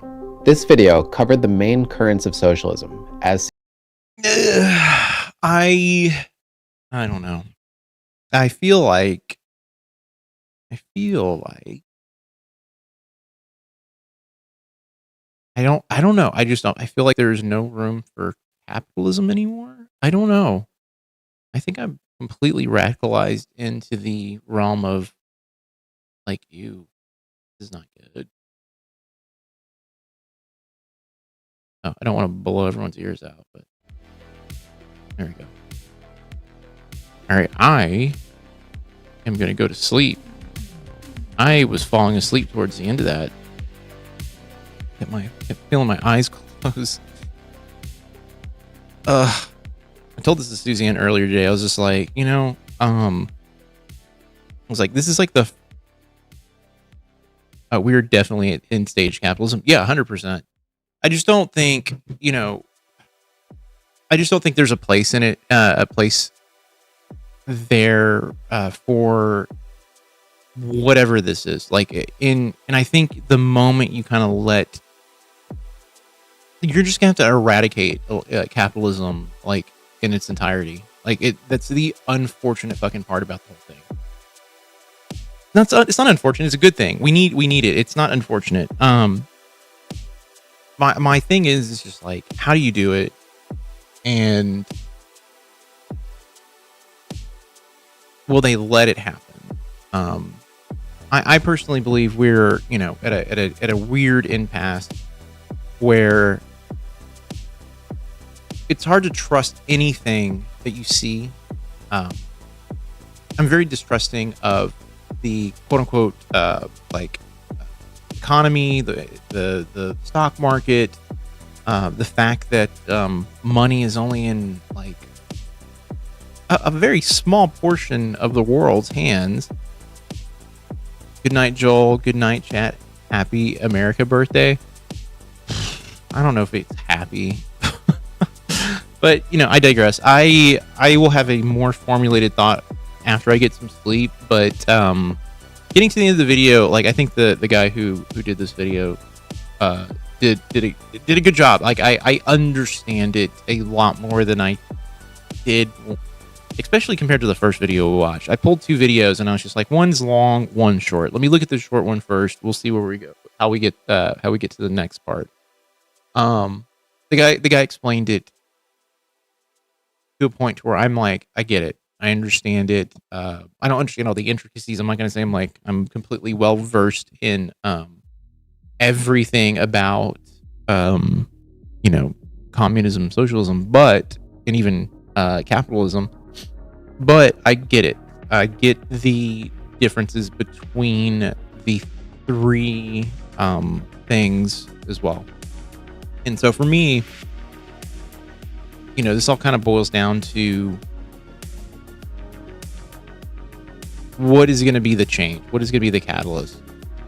The unfortunate part about it is it does feel like socialism is the quote unquote only way to really push something through, or cram it through. And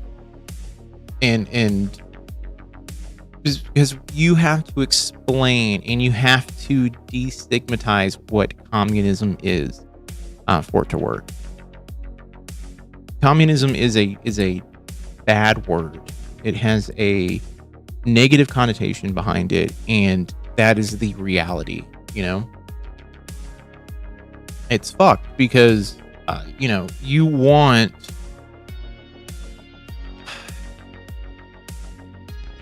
people to be educated. You want people to understand these concepts, but the reality is that with Trump, the speech he did tonight, it literally used communists as a fucking buzzword for bad guys. And unfortunately, Lenin did a disservice to the fucking word. Didn't we all learn sharing is caring in preschool? Well, maybe not the boomers. The boomers did not. The boomers came out of that period of time of the 50s where I don't think they were ever taught those type of things. They might have been taught that in maybe a Sunday school thing, Jesus Christ, did all these cool things. He seemed like a nice guy. You should be nice like Jesus. And then they took that and they didn't really run with it. They just said I'm a God-fearing Christian, and the Bible, my church has taught me that I can do whatever the fuck I want. As long as I'm not gay or a non-Christian person. I don't know. I view religion in a very negative way, and I feel like religion is part of the problem with the boomer generation. I think luckily we are kind of I think religion is on the decline, though. I give no credence to books or the Bible. not books. I give credence to books. The Bible, I just look at it, I'm like, it's a morality book. Like, if you want to use it as a vessel for teaching morals, by all means do it. And even then, I question some of the morals in there. I don't know. I don't know.